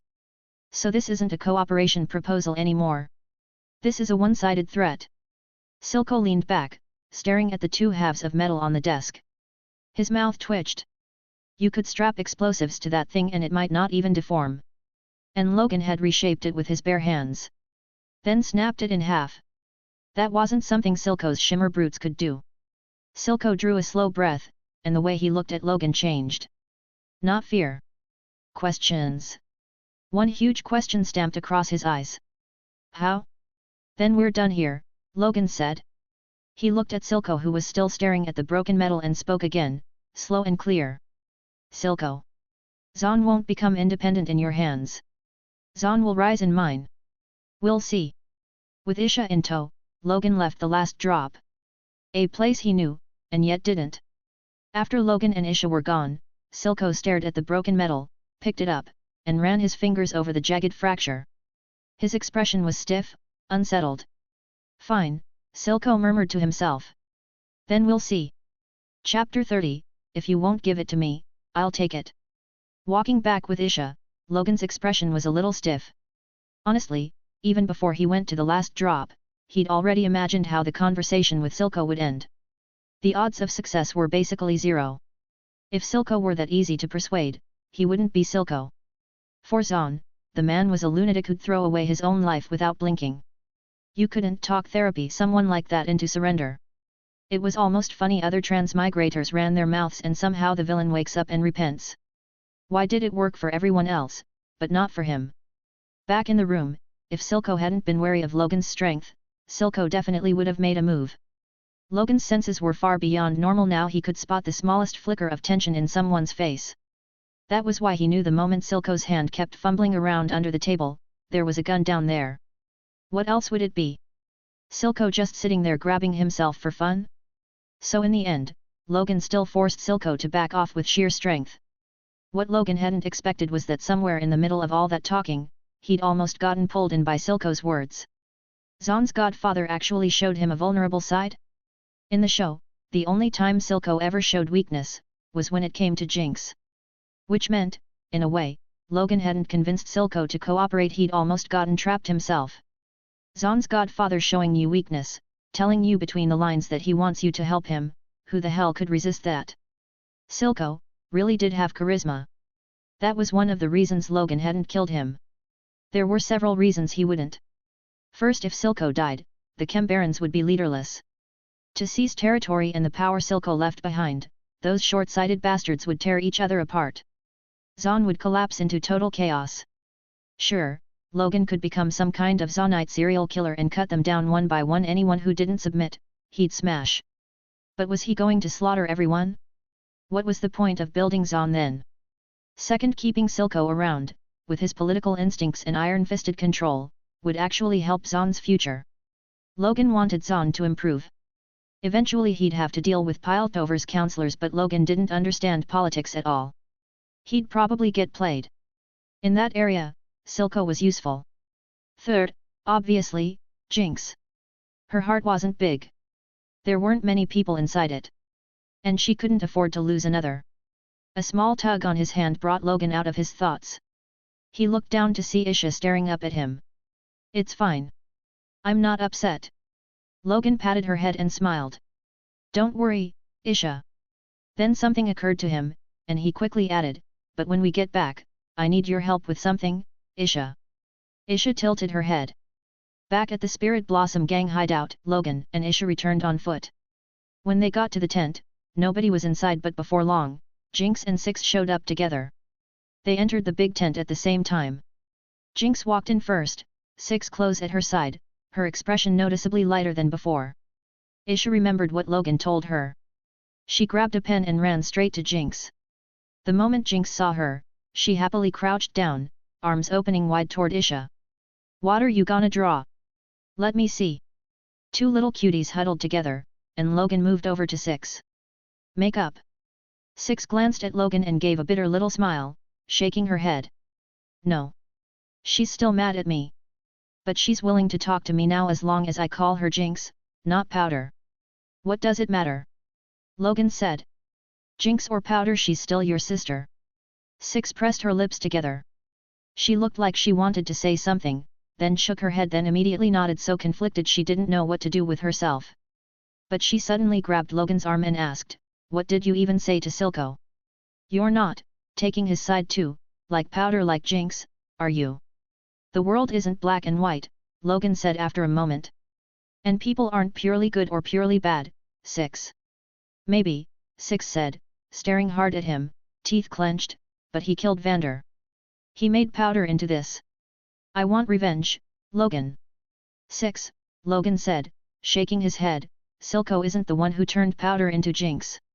Even now, Six still refused to admit it. The person who shattered Jinx wasn't Silco. It was her. Even if Silco had been the spark that lit the fuse. No, really, Things started going out of control the moment Six heard about the tip from Echo and ran to Piltover to steal. Six's expression shifted, stubborn resentment flashing through her. So Logan cut it off immediately. We're not doing this right now. By the way, are you staying here, or are you going back to Piltover with that Piltover cop? Of course I'm staying here. Six looked at him like he was insane. Jinx is here. Why would I go to Piltover alone? What, am I sick? Logan smiled. Good. The timeline really had changed. Six and Caitlin weren't deeply tied together yet, and Jinx hadn't lost it in front of Six the way she did in the original story. So Six wasn't planning to go join the Enforcers. As long as she didn't run off with Caitlin, it was fine. If Six left, Jinx would spiral for sure, and Logan didn't want to see that. Right now, it was still early. A lot could still be changed. Then, officially, welcome back, Six, Logan said. Don't give me that, Six frowned. I'm not calling you my boss, Logan. Being stubborn was her nature. Having no sense of boundaries was carved into her bones. Maybe Silco's description of her earlier had been dead on. And she was like this because back when she and Logan ran together, Six had been the one in charge. She'd been the leader. Now, being asked to treat Logan like the boss made her feel awkward. Even if she didn't understand how Logan had become this strong, she couldn't help feeling a little unconvinced. Just a little. Whatever, Logan said casually. He didn't care about Six. He cared about Jinx. If Six weren't Jinx's anchor, then honestly Six could go wherever she wanted and Logan wouldn't give a damn. Run off with Caitlin, fall head over heels, lose her mind, none of it would matter to him. Logan stopped paying Six any attention and went over to Jinx. As he got close, he saw Jinx sprawled out with both arms and legs wrapped around Isha, hugging the little one tight. Her tongue was slightly out as she taught Isha how to draw. You wanna see fireflies?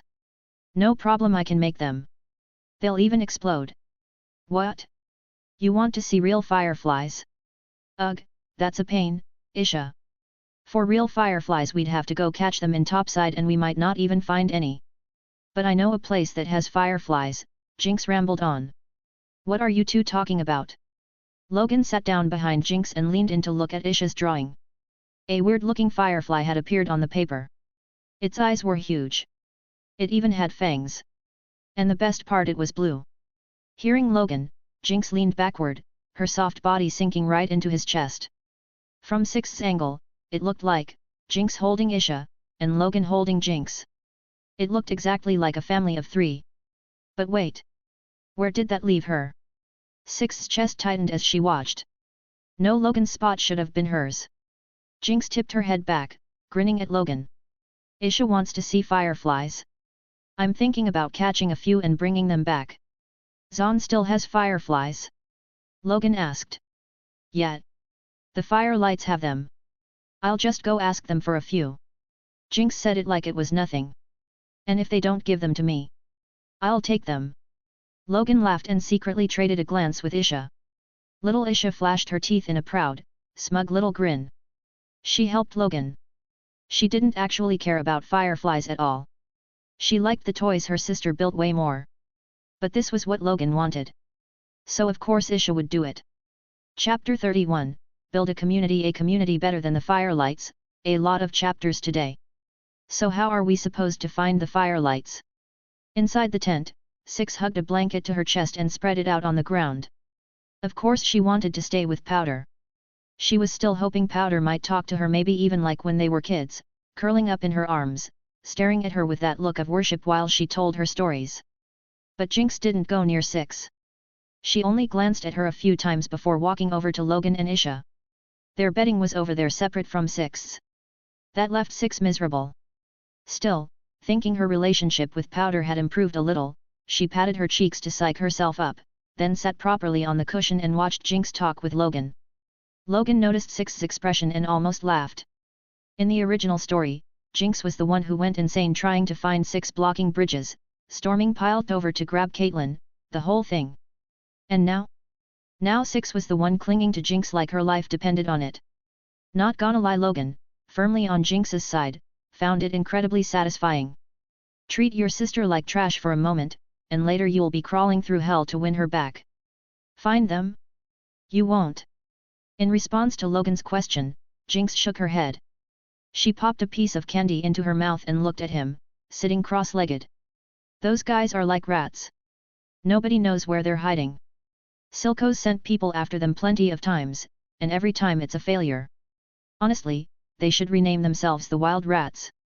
I've never seen anyone so good at running away. Jinx crossed her arms, cheeks puffing out in irritation. Last time Sevika was working in topside, the firelights hit the shipment too. And in that group there was someone who looked like.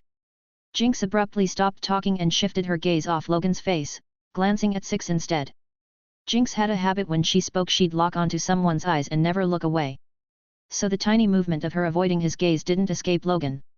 And Logan knew exactly what she'd been about to say, the firelight girl Jinx ran into during the War of the Twin Cities, the one who looked a lot like Six when she was younger.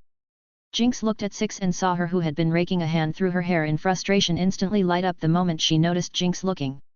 Six straightened up at once like a puppy, sitting upright with both hands on her knees, staring at her. Jinx's lips curved without her meaning to, and then she immediately looked away again. She shifted her gaze. Logan had been right. You had to keep your sister on the hook, like fishing, otherwise she'd never learn to cherish you. Yes. Logan was the one who taught Jinx that. 6. So if you want to find them, you need a way to lure them out, Jinx continued. Then you deliberately let them get away. Only someone tailing them can find their base. She bit down hard. The candy cracked between her small white teeth. With both hands laced behind her head, she went on, catching one and interrogating them won't work either. Firelights are loyal to their leader. Silco's tried breaking them, failed every time. They won't say anything. Some of them would rather bite their tongues and die. Logan nodded. Of course they were loyal. Because the Firelights weren't really a gang so much as a community, a home. Under Echo's leadership, the Firelights were thriving. Why would they be loyal? Because they knew that even if they died, their family and friends inside the Firelights would still be protected. Echo would help them, and they'd be able to live on. But if the Firelights were gone, all of that beauty, every future packed with hope, would collapse into nothing, like a bubble that burst at the slightest touch. They weren't serving Echo. They were protecting their home. And the reason Logan had asked Isha to try to coax information about the Firelights out of Jinx in the first place was because the Firelights were powerful. In Zaun, only the Firelights had the guts to openly go against Silco. They'd destroyed plenty of Silco's smuggled shipments, and Silco still couldn't do a damn thing about them. Which was exactly why Logan wanted Echo, wanted the Firelights. If Zaun was going to unite, the Firelights mattered.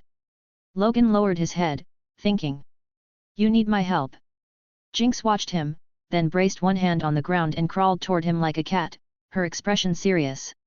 I can help you, Logan. I'm good at this kind of thing. You don't need to do that. Logan shook his head immediately. You don't trust me. It's not that. Catching fireflies, leave that to other people. I've got something else I need you for. As he spoke, he reached out and ruffled Jinx's hair. Honestly, it was hard not to laugh. Jinx really was a walking minefield. She was pretty. Without all the makeup and the dark circles, calling her sweet and adorable wouldn't even be an exaggeration. But that personality. Truthfully, if Logan didn't know why she'd become like this, and if he hadn't watched Arcane and ended up genuinely liking her, hurting for her being around her would be exhausting. Because you never knew when you'd accidentally stepped on one of her triggers. The next second she'd be upset, and then she'd blow up your entire world. But she'd changed. A lot. Because if this had been before, the moment Logan said something like that, Jinx would have already pulled a gun, or she'd go blank, eyes dead, staring at him like something inside her had just switched off. Now, she didn't. She just pouted, clearly unhappy. That was a huge change. Okay. And the second Logan said he needed her help, Jinx brightened again and nodded eagerly. Then what do you need me to do? I want you to help me change this place, Jinx. I need your brain. I need your talent, Logan said. Jinx blinked. Weapons. Not weapons. Jinx, I need you to make tech that can actually improve people's lives. Jinx froze. She grabbed her hair and messed it up, looking like she'd given herself a headache. But Logan. I only know how to make weapons. You've only ever made weapons, Logan said, shaking his head. If there was no way to lure the Firelights out peacefully, then fine, he wouldn't rush it. Logan had just finished laying down a hard line with Silco. Now he needed results, something Silco could see, something that could start pushing back against Silco's extreme way of thinking. And build a community. Something like the Firelights. No. Better than the Firelights. Logan was going to build a community right here in the lanes, one better than the Firelights. A place with no shimmer, no hatred, no hunger or cold. He looked at Jinx and took a deep breath. For the next while, I want us to live here. Tomorrow we'll go back to the entresol once, grab what we need, and bring it down here. Jinx nodded. She didn't care about the place in the entresol. She cared about the people in her home. Then Logan looked at Six. Six was already looking at him, too. Logan smiled. Six, there's something I need your help with as well. Six had been watching Logan and Powder interact for ages. The jealousy rolling off her was so strong it was practically drifting into Logan's lap. Hearing that Logan needed her help, she clearly didn't want to. But then she saw Powder looking at her too, and Six immediately changed her tune. I'd be happy to help. Her mouth twitched. The smile she forced onto her face didn't reach her eyes. Boss. Tien, as a thank you for this week's Power Stones, I'll be uploading a bunch of chapters today. Thank you so much. Chapter 32, This Place is Different. Wearing a shirt splashed with graffiti, Six escorted Caitlin to the screaming lift. Six remembered this thing used to be busted and barely holding together. But now, with hex deck slapped onto it, even though the basic structure hadn't really changed, it looked chunkier, rounder. Almost like it had gotten fat. Honestly, compared to how it used to look, the lift was kind of cute now. Who would have thought there'd come a day this thing could be described as cute? Because back then, it was basically just a giant prison cage. I'll walk you this far, Six said, looking at Caitlin. She whistled, then added, you gonna be able to find your way home, cupcake? Caitlin looked at Six, then at the group trailing behind her. They wore all sorts of clothes, short sleeves, long sleeves, coats, jackets, jeans, even someone in a knitted sweater so mixed up it was impossible to tell what season it was supposed to be. But they all had one thing in common. The graffiti on their clothes. Pink and blue interwove into soft pink-blue petals, painted beautifully. Don't call me that. Caitlin took a deep breath, voice low and firm. And Six, remember this. I'm the one who let you out. I will catch you. And I will catch that sister of yours who does nothing but harm. The moment she said it, the expressions of a few people beside Six shifted. The way they looked at Caitlin turned sharp and hostile. But Caitlin didn't back down. She stepped forward, meeting Six's eyes head on. Six lifted her chin, smiled. Come on. You already let me out, what, you want me to go back in now? Besides, next time you feel like dropping into a place like that for fun, come find me anytime. I'll take you. You. Caitlin's face flushed with anger.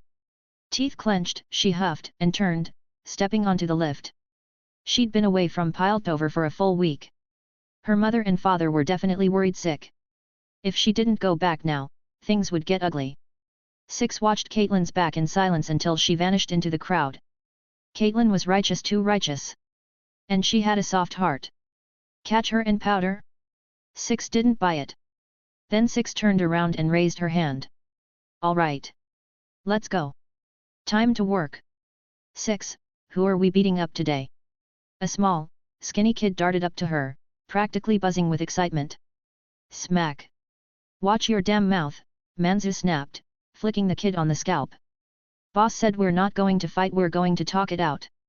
He jutted his chin. We're not a gang, kid. Yeah, my bad, wrong words. Of course, Manzu added pleasantly. If talking doesn't work, then we throw hands. Six burst out laughing, cracking her knuckles as she strode to the front, waving them along. Let's go back, we go. Even Six hadn't expected this. 5 days ago, she'd been mocking Logan, laughing at how stupid he was, how pointless it all sounded. Who the hell did he think he was, Vander? Trying to drag Zaun back to the old days? No, he'd said he wanted it to be even better. Stupid as hell. And yet now, Six herself was throwing her whole heart into it.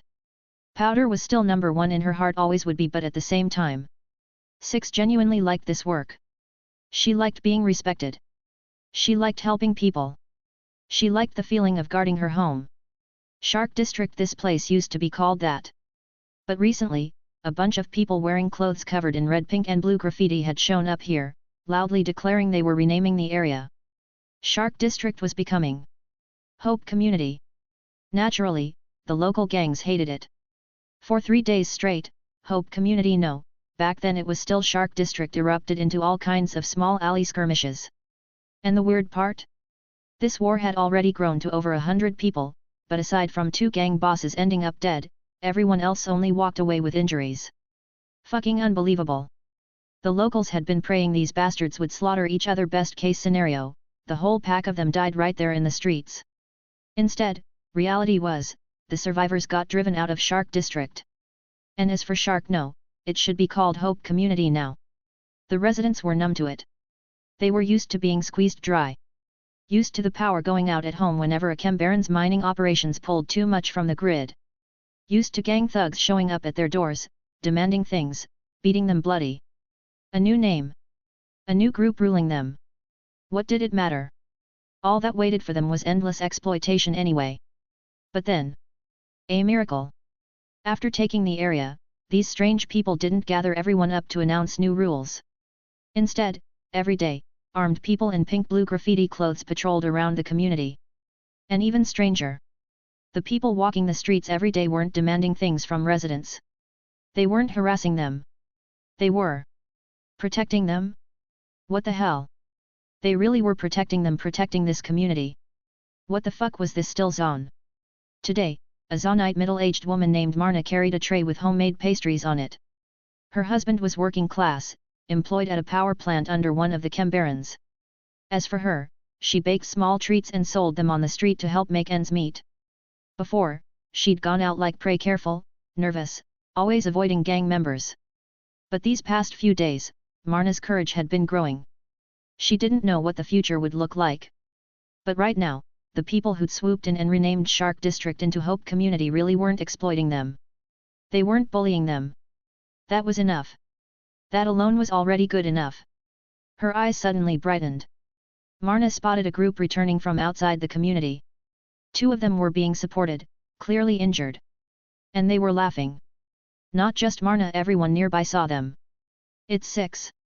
She looks like she got into another fight. Oh my god, her clothes are covered in blood. Water. Hurry, does anyone have water?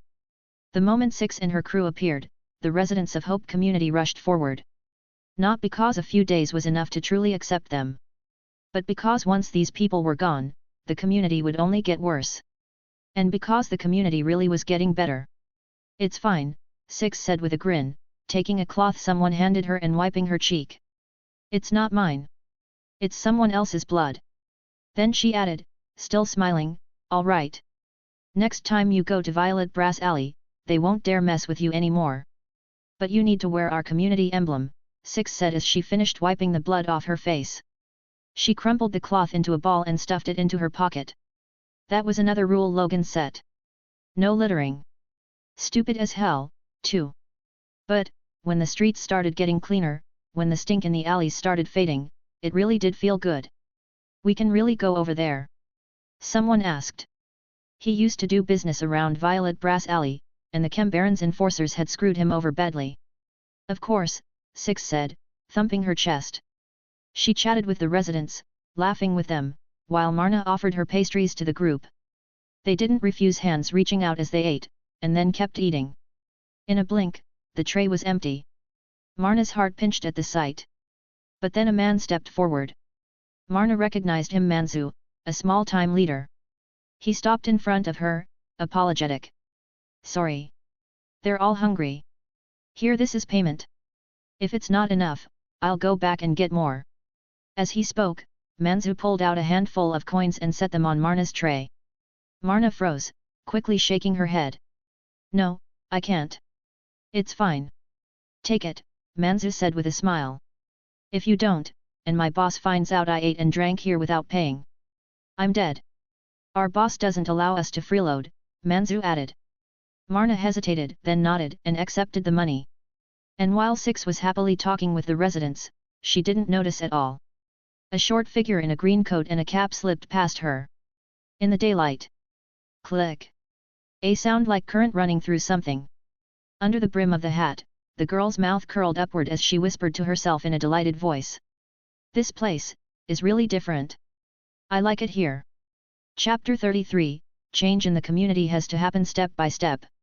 Inside the Spirit Blossom Gang's base, a house that was finally starting to look halfway decent. Logan stared at a stack of ledgers in front of him with a splitting headache. Behind him, back to back with his, was Jinx. She stretched her long, pale fingers out, holding up a book as she read. If you looked closely, you'd see it was packed with detailed assembly guides and principles for different purification units. Her long blue braid draped down in front of Logan, blocking his view. Logan couldn't help it. He reached up and looped that braid around the two of them like a rope, basically tying them together. Did you figure it out? Jinx asked. About 20 minutes had passed like that. The posture was making her back ache, and she started squirming, complaining under her breath. No. My head's killing me too. Logan rubbed his brow. Taking territory is easy. In Zaun, you can grab land with your fists. But in the end, the real problem is still money. He tilted his head slightly and saw Jinx had turned around. Her skinny little body was pressed close to him now, both hands resting on his shoulders. Her face was right beside his, so close he could feel her breath. Logan looked at her profile and couldn't stop himself from smiling. After some proper meals and rest, the dark circles under Jinx's eyes had faded a lot. Her deathly pale skin had a touch of color again. She was still thin, though, and her lips were slightly pouty, giving her a bit of childlike innocence. She blinked those pretty blue eyes while staring at the ledgers in Logan's hands. Logan could feel a soft warmth against his back. Every time Jinx shifted, that softness moved with her, and just like that, the headache eased while his heartbeat sped up for no good reason. Maybe Logan really should apologize. She wasn't exactly flat as a board. Honestly, she had a little going on. Who told you not to listen to me? Jinx mumbled. The best solution is right there in front of you, just take it. Rob them. That's the simplest way. What Zaunite doesn't do that? No. Logan shook his head. We're not a gang. And Zaunites aren't born destined to be monsters. What we're doing right now is changing that, Jinx. Robbing people? Not happening. He couldn't set that precedent. Logan had just made rules. If he broke them after only a few days, what would everyone under him think? Still, money really was a nightmare. The Spirit Blossom Gang wasn't a gang. They didn't live off protection money or crime. They weren't chembarons with a whole operation of their own. Zaun's industry, mining, smuggling, Logan couldn't get a foot in any of it right now. And even if he could, he didn't want the Spirit Blossom Gang doing criminal work. But he had over 40 people under him. Not a massive number, but not small either, and every single day, he was responsible for feeding them. Money mattered. A lot. Fine. I'll do it your way, Jinx said, grudging. Enough about me. Logan glanced at her. How's your experiment going? Not great, Jinx admitted, burying her face into his shoulder, her voice muffled and downcast. I'm learning this stuff from zero. I never touched any of it before. And, doesn't my experiment need a lot of money? You're out of money, aren't you? It's fine. Logan smiled. Just focus on your work. Don't worry too much about money. He lifted his right hand, reached across, and pinched Jinx's cheek. Then he lowered his head and went back to the ledgers. Staring at his face, Jinx suddenly said, Logan, what if I go ask Silco for money? He'll definitely give it to me. Logan froze. Would that work? The richest person in Zaun was Silco, no question. If Logan went to ask, Silco might still give him money, but Silco would absolutely look down on him for it, especially after Logan had run his mouth. But if the one asking was Jinx? Logan remembered Silco's private space, how it was full of Jinx's traces, and had to admit, it might actually work. I mean, what's wrong with squeezing a few coins out of your own father-in-law? Yeah, that was a joke. Logan wasn't actually going to do that. If he did, Silco would probably hand over the money, but then he'd definitely despise Logan, and Jinx would be even harder to bring back later. Jinx was about to say something else when a voice called from outside the tent. Boss. Sevika's here. Jinx immediately stood up, her face going sour. She grabbed her long blue braid in one hand and whipped it as she spoke. What's that annoying old hag doing here? Who knows? Logan was curious too. He and Jinx walked out together. And there was Sevika, irritated as always, bringing a group with her. "Sevika," Logan greeted, stepping forward. At the way he addressed her, something complicated flickered across Sevika's face, then vanished. She looked at him and said, "These 2 crates are from Silco. He told me to deliver them. Count it so I can go back and report." Sevika genuinely couldn't understand it. A few days ago, Silco had been threatened by Logan. Jinx, this walking disaster, still hadn't been brought back. Sevika was thrilled about that part, sure, but Silco suddenly ordering her to bring people and deliver money to Logan? It made no sense. Weren't they supposed to be enemies? Crates? Logan blinked. What? Silco sending him something? This isn't what you asked him for. Sevika frowned. Logan froze. But Jinx had already crouched down and popped the lid open. The instant she saw what was inside, she went, "Whoa!" and snapped her head up at Logan, eyes shining. Logan looked down and he couldn't look away either. The crate was filled with gold coins. Logan drew in a deep breath. Damn it! There was no way to refuse this. He didn't know what Silco was planning, but he couldn't refuse. With this money, the Spirit Blossom gang could build the community fast and even start real business. This was too important. Logan looked at Sevika and said, "Please tell him hello for me. Tell him I'm sincerely grateful. I'll remember this." Sevika grunted in acknowledgement, lifted her hand, then before leaving glanced over the Spirit Blossom gang's base. Lately, a lot of the tents had come down. Most of the members were building houses around the area, turning what used to be abandoned ground into a new home. And since this place was basically next to a junkyard, materials weren't an issue. Because if there was one thing Zaunites excelled at, it was creating miracles in desperate conditions, taking what everyone else tossed aside and turning it into something shocking. Every Zaunite was a skilled craftsperson. Well, except 6. Logan had people carry the crates into his room, rubbing his hands together in excitement. "Silco gave you this?" Jinx was buzzing too, eyes locked onto the coins. "Did you go ask him for money that day?" Jinx didn't really understand money. Back with Silco, if she wanted something, he'd get it for her, even if it was something only Piltover's nobles could afford. Silco would still find a way. But with Logan, she'd learned what money actually meant. Food cost money. Juice cost money. Snacks cost money. Materials for experiments cost money. Even electricity and water cost money. Or the power got cut. The water got shut off. So Jinx had reached one very clear conclusion. Logan, broke. Silco, rich. And even so, Jinx still preferred being with Logan now. Because 6 was here. Logan was here. Isha was here. Compared to Silco's place, she could actually relax here. "I didn't." Logan shook his head. "He sent it on his own." "On his own?" Jinx blinked. "That's weird. Why would he give you money?" "I don't," Logan started, then stopped. He stared at Jinx's face, his mouth twitching. Yet, maybe he did know the answer. Because was it possible, this money was never meant for him at all? Was it meant for Jinx?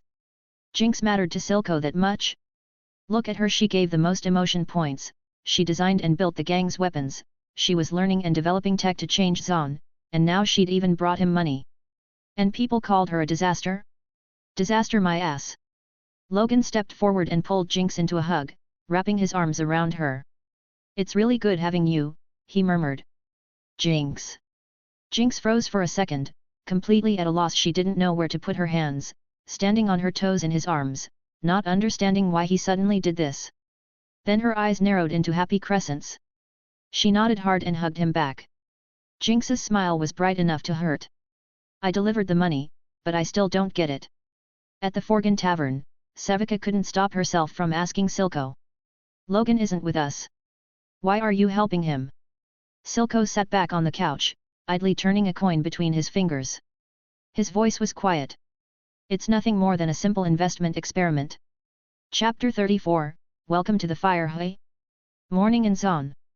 6 pushed herself up from the mat, cupped her hands in front of her face, and blew into them. Warm breath hit her palms and mixed with the grey, making her shiver. Wearing a sports bra, she started loosening up her arms and shoulders, then walked over to the mirror. First, she swept her hair up, exposing a delicate, almost perfect face, and then she used her hands to mess with it again. She let the red hair fall back down, hiding those sharp features, dulling the pretty out of her look. Last, she carefully put her nose ring back in. Only after finishing all that did she glance toward the bed. Little Isha was sprawled on Logan's chest, face buried against him, sleeping like a rock. And Powder had curled up beside Logan with her knees tucked in, sleeping like a cat. Six's bitterness almost turned solid in her eyes. "Fuck," she muttered under her breath. She slipped out on tiptoe so she wouldn't wake Powder. Of course, if it were only Logan in there, she'd probably make sure to accidentally make enough noise to ruin his sleep. That asshole even lied to her sleeping in the same bed every day, then swearing he hadn't done anything. Yeah, sure. Like anyone would believe that. 6. "Boss, sleep all right." "Boss, who are we wrecking today?" The moment she stepped outside, 6 saw the group waiting for her. The petty resentment vanished instantly. She lifted a hand, full of swagger, and called out loud, "First stop, Hope Community." Same routine patrol. After that, we hit the other streets. Yes. The crew answered in unison. 6's little band of community enforcers. Manzu was with them too, gear neat and tidy, a grin plastered on his face. Lately, Manzu had this feeling like he was finally living for real. The locals in Hope Community were warming up to them more and more. Turns out being loved and respected really did feel better than being feared. These days, Hope Community residents even called them community enforcers. In Zaun, enforcer was usually an insult. Here, it was praise. Manzu could see it in their expressions, hear it in their voices, read it in their eyes. He took a deep breath and checked his weapons. A compact pistol made by Jinx that fired terrifyingly powerful rounds and a baton. And yet, it looked simple, but the baton was anything but. It could extend, and if you hit a special switch in an emergency, it could release a smoke like poison gas. You could also flick it and launch needle darts. How the hell did Jinx's brain come up with weapons that sneaky? She could just casually whip this stuff up. Was she actually a genius? "Zeri, I'm telling you one more time, if you keep going around telling the neighbors you want to join some gang and team up with some community to fight the Chembarons, I'm grounding you for real." Inside a small house, an older woman's scolding filled the room. "You've got time for that, but you can't go to the market and buy some chicken from Maria's stall? Her braised chicken is the best. Instead you're in here acting crazy. Do you have to act crazy every day?" "I'm not acting crazy." The girl snapped back, cheeks puffed out. She clenched her fists and pounded the couch under her. "I saw it with my own eyes, Grandma. Shark Street is totally different now. I've been hanging out over there for days." "Different?" her grandmother barked. "Idiot. Do you think I don't know what Zaun is like better than you do? That's just some temporary trick the people on top are pulling. Once they fully lock down Shark District, it'll end up the same as over here." I seriously can't talk to you." Zeri shouted, furious. "I'm done talking to you. You're the worst." She grabbed a coat from the side, then slipped out the door so fast a normal person wouldn't even see it. Under the crackle of electricity came her grandmother's yelling from inside, "Zeri! If you walk out that door, don't come back." At the market, Zeri pulled her cap down and stomped along the street, then kicked a rock with her little boot. "Seriously? I told her I saw it myself. Why won't she believe me? The Chembarons are all assholes. Why shouldn't we fight back? We're all victims." She kept muttering as she walked. But then Zeri noticed a few guys trailing behind her. Her eyes shifted. Without changing her pace, she turned and slipped into a narrow alley. The moment she vanished, 3 figures on the street masked, wearing long coats hurried after her. They'd barely gone 10 meters and turned a corner when a voice came from behind them. "Hey! Why are you following me? I'll ask again, are you Chembaron goons or what?" They turned. Zeri had taken off her cap. Her hair shimmered like sparks, electricity snapping and crackling through it. "Easy," the one in front said. "Calm down, friend. Stop talking and answer me," Zeri shot back. "Why are you following me?" "Hey, no hostility," the leader said, lifting both hands. He wasn't tall, but he was solid, bundled in thick clothing. His voice was low and rough. "We heard you've been pushing back against the Chembarons. And you've been stirring this neighborhood up, trying to get them to stand up to the Chembarons too. True. Yeah, it's true. So what? What does that have to do with you? The man's voice stayed steady. We come to this neighborhood a lot to buy supplies. My partners heard what you've been saying, so we looked into you for a while. We've got a decent idea of who you are now. You want to join us and fight the Chembarons, don't you? I'm here to invite you. Listen, Zeri. We need people like you. Anyone who wants to push back against the Chembarons, anyone who wants Zaun to get better is one of ours. Zeri's eyes lit up so hard it looked like someone struck a match in her skull. She got instantly excited. You guys. You came for me on purpose. Oh my god. I've wanted to join you forever, you know that? A few days ago I saw you helping the shopkeepers. I was losing my mind. I want to help too. The leader froze, glanced at his partners. They looked back and shook their heads. They didn't understand what Zeri meant. But Zeri didn't notice at all, she just kept squealing. Ah! This is the best. But I couldn't convince my family and the neighbors. Is that still okay? Of course. We need you, the leader said, eyes narrowed with interest. And you're different, aren't you? He'd seen it, she hadn't used any device or tool, and electricity still surged out of her. That wasn't normal. Zeri nodded eagerly. Yet. My mom said I'm different from other kids too. I was born with electricity. Look. She pointed a finger at the wall. Her brown eyes flashed into a bright orange-yellow glow as electricity rolled over her body. Crack! A thick bolt of current slammed into the wall, leaving a scorched black mark. That's incredible, the man breathed. Right. Zeri beamed. So I'm in now? I'm one of you. Yeah, he said. Yes. Zeri clenched her fists and bounced in place. This is awesome. So she actually had an organization now. Finally someone willing to fight the Chembarons with her. And she'd seen that community with her own eyes. Zeri had been running over there every day. Every day she watched it change. People's smiles didn't lie.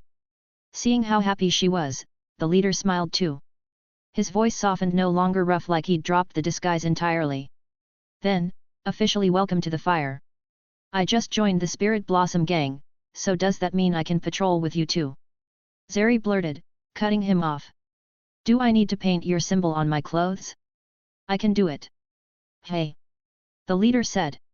His brain visibly stalled as he stared at her, completely lost. Chapter 35, Hey, Shorty!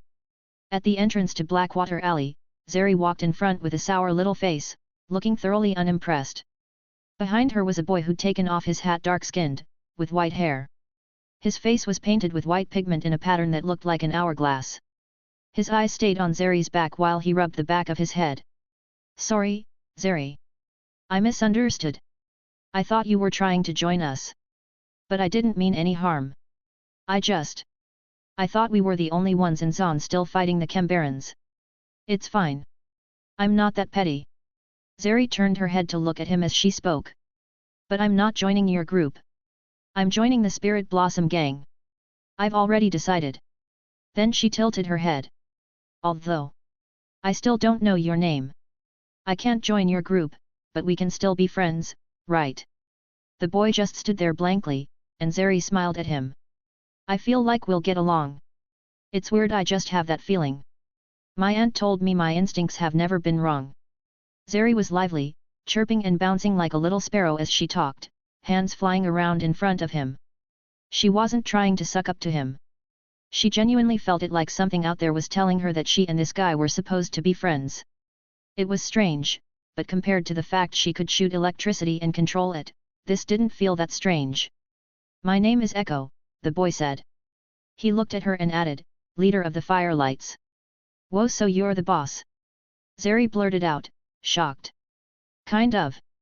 Echo thought for a moment, then nodded. Then he asked what he'd been wanting to ask the whole time. By the way, Zeri, what's this Spirit Blossom gang thing supposed to be? I've never heard of a group like that in Zaun before. A group bold enough to fight the Chembarons, protect a community, and help residents. Crazy, right? Zeri grinned. Yeah. But I saw it myself. Zeri lifted her hand, making a little finger gun gesture and waving it. If you want to know more, how about you come with me to Hope Community and take a look? Just go like that. Echo hesitated. Shark District was way too close to the lanes. Walking in openly felt risky. In the lanes, a lot of people recognized him. Why not? Zeri said like it was obvious. Over there you don't need to hide, nobody's paying attention to you. Everyone's busy with their own business, busy making the community better. As long as you don't cause trouble, you're fine. Alright. I'll go with you. After Zeri patted her chest to promise it, Echo took a deep breath and nodded. He really was curious. The firelights usually stayed hidden. They didn't interact with the outside, living in their own world and their own territory. Most of the time they were self-sufficient, but there were still plenty of things they had to buy out in the streets. So the firelights weren't as cut off from Zaun's news as people might assume. If anything, Echo kept a close eye on what was happening in Zaun. Because what he wanted wasn't just for the firelights to survive safely, he wanted all of Zaun to get better. That was why this suddenly appearing Spirit Blossom gang fascinated him. If it was real, could the firelights cooperate with them? They'd carved out a place right near the lanes, and somehow they weren't crushed by Silco's pressure. That meant their leader had to be strong. With that thought, Echo followed after Zeri. An hour later, the two of them arrived at a community. Every time I come here I get excited, Zeri said, standing in front of Echo with her arms spread wide, sucking in a deep breath. This is what a community is supposed to feel like a home. The gray hit her lungs and she immediately started coughing, again and again. Then she turned around and thrust a hand out to Echo. Come on, Echo. I'll show you around, I know this place. Echo looked around. The people here really were different from other areas. Their faces had an expression Echo recognized instantly. Hope. The same look the firelights had, eyes full of anticipation, full of belief in tomorrow. He glanced at Zeri's outstretched hand, hesitated, then reached for it. Zeri grabbed him and swung her arms as she walked, dragging him left and right through the streets. In this place, as long as you don't start trouble, everyone welcomes you, Zeri said proudly. Echo, see that woman over there? That's Marna, her little cookies are insanely good, and they're cheap. Over there is Uncle Marvin's meat stall, his fried frog meat is amazing. And this shop, this is my favorite. Zeri leaned in like she was sharing a secret. Echo, I don't know what they put in the candy here, but it jumps in your mouth. It's so intense. Echo followed her, listening to her rapid-fire chatter. It was obvious Zeri genuinely loved this place. And her mood was contagious. Echo found himself relaxing. He also realized she was right. Nobody was staring at him. Everyone was busy with their own lives. So he let his guard down and kept walking with her. But then a group of people in graffiti-painted clothes appeared, and the street instantly got louder and livelier. Zeri spotted them and shook Echo's hand hard, practically vibrating. Look, Echo. Those are Spirit Blossom gang members. Echo looked over. And the moment he saw the pink and blue graffiti on their clothes, his pupils snapped tight. His hand moved on instinct toward the weapon behind him. But Zeri's excited voice and the residents swarming around the Spirit Blossom gang members made Echo slowly lower his hand again. Right. Not her. Not every pink and blue meant her. He didn't need to be that tense. Echo lifted his head and watched as the group smiled and greeted residents along the street, then actually paid money to buy things from the stalls. Then one young man happened to glance at Echo and Zeri. He looked away. Then whipped his head back around, staring at them in shock. And he started walking straight toward them. Manzu. Some of the others looked confused when the young man broke off from the group. Echo watched him approach and felt a flicker of familiarity, but couldn't place it. His body tightened. He quietly pulled Zeri's hand closer, while his other hand slid toward his weapon, ready to strike if needed. The young man came nearer, staring at Echo with a puzzled look. Then his eyes lit up. His walk turned into a run. Zeri had no idea what was happening. She looked at Echo, then at Manzu, completely lost but also thrilled for no reason. Echo, meanwhile, was coiled tight as a wire. 2 seconds later, Manzu reached them. Laughing, he flung his arms wide and wrapped Echo in a crushing hug. Holy shorty! It's really you! The moment Echo got grabbed, that familiar nickname hit his ears, and Echo just froze. Completely stunned. Chapter 36, Echo's Scare. Oh my god, it's really you. Manzu hugged Echo hard, pounding his back like he was trying to make sure he was real. You're still alive? Shorty, where the hell have you been all these years? By Jana, do you know we were looking for you not long ago? We've formed an organization now. Manzu let him go. Seeing Echo staring at him like he'd gone blank, Manzu burst out laughing. What's with that face? Damn, Echo, you don't recognize me anymore, do you? That's messed up.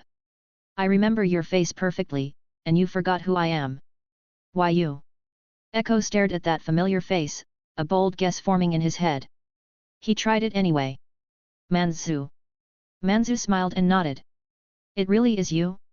Holy shit, Manzu, when did you get so tall? Echo said, overjoyed. What the hell? It was actually Manzu. When they were kids, Six looked after Echo too, but Milo and their crew couldn't stand him. Echo was too young, he was even a year younger than Powder. He was small, couldn't fight, and worst of all he was timid, so Milo never wanted to bring him along. So the kid who got left behind would often end up playing with Marcin and Manzu and the other kids. In the lanes, Echo was the only kid who had contact with both Marcin's circle and Six's crew. So seeing Manzu now, Echo couldn't help getting excited. After Vander died, the kids of the lane scattered. Echo gathered a group of people and founded the Firelights, protecting the last spark the lane still had. Yeah, it's me. And don't just talk about me, look at you. You got taller too. And those muscles, damn, when did you get so jacked? Manzu said happily, clapping Echo's shoulder. Come on, come with me, Echo. I'm taking you somewhere. Where? Wait, Manzu, I need to ask you something. How did you end up joining the Spirit Blossom gang? Stop asking so much. Just come with me, when we get there, you'll understand. Trust me, everyone's going to be thrilled to see you. We've got a home again. Manzu laughed. He grabbed Echo and started dragging him along. Zeri saw that and immediately jogged after them. No way was she getting left behind. What the hell? Echo said he didn't know the Spirit Blossom gang, but their captain knows him. Echo, you liar. Where are we even going? To the Spirit Blossom gang. To meet our boss. Our? Echo wanted to say something, but seeing how excited Manzu was, he kept his mouth shut. Your boss? Is it Marcin? But as soon as Echo said it, he didn't really believe it himself. Marcin, sure, Echo had run with him when they were kids and treated him like the leader. But with Echo's eyes now, Marcin was just a normal guy. There was no way he could have built a gang that big and driven the Shark District crew out. Marcin? He's not the boss. He's the one who brought me into the Spirit Blossom gang, yeah, but he's just a small-time lieutenant, same as me. But Echo, you know our boss too. You'll never guess it's him. I know him. Not Marcin, but I know him. No, back then, in Marcin's group, was there really anyone that impressive? Echo's curiosity spiked. Echo, you know the Spirit Blossom gang's boss. Zeri had been listening the whole time. She edged closer and whispered to Echo, you do. Echo looked at her, just as confused. Do I? Zeri. 6. Look, guess who's here? Manzu suddenly shouted. Echo jolted, instantly looking toward where Manzu was waving. The next moment, Echo's eyes filled with disbelief. By the barricaded wall in the distance, a red-haired woman in a red jacket stood with one hand in her pocket, talking to someone. When she heard the shout, she turned and revealed a face Echo knew far too well. Far away, Six turned to and froze, shock hitting her all at once. Her pretty face went blank, her rosy lips parting. Then she yanked her hand out of her pocket and charged forward, striding hard as she ran, shouting. Oh my god, Echo? Is that you? By Jana, you're alive. She flew past Manzu and Zeri in long, fast steps and wrapped Echo in a crushing hug, hauling him into her chest. In an instant, Echo felt warmth. Echo. I thought something happened to you too. Six's voice started to break. Echo didn't speak. His hands just hung stupidly at his sides, like his mind had shorted out. Why aren't you saying anything? Six let him go, grabbed his shoulders with both hands, and looked down at him, frantic. It's me, Six.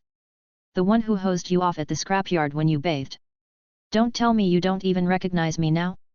You used to run around naked yelling my name, and now you don't know me. Echo's voice went hoarse. Yet. You're 6, so where have you been all these years? Me. 6 froze for a beat. Then she looked at his face, at the weariness that didn't belong on someone his age, and the small scars scattered across him, and she understood. Softly, she said, I'm sorry, Echo. My story, it's complicated. I can't explain it in a sentence or two. Then she hugged him again. But seeing you again. I'm really happy, Echo. I thought something happened to you too. I'm sorry. When you needed me, I wasn't there. Held by her again, Echo lifted his arms this time, and hugged her back. Do you even know what's happened these past few years? The lanes are gone. Everyone's gone. Even Powder is already. Echo was the Firelight's leader. He'd led hundreds of people trying to survive in Zaun under the Chembarons. To give them hope and build a perfect home, Echo, who wasn't even an adult yet, had already become the one everyone leaned on.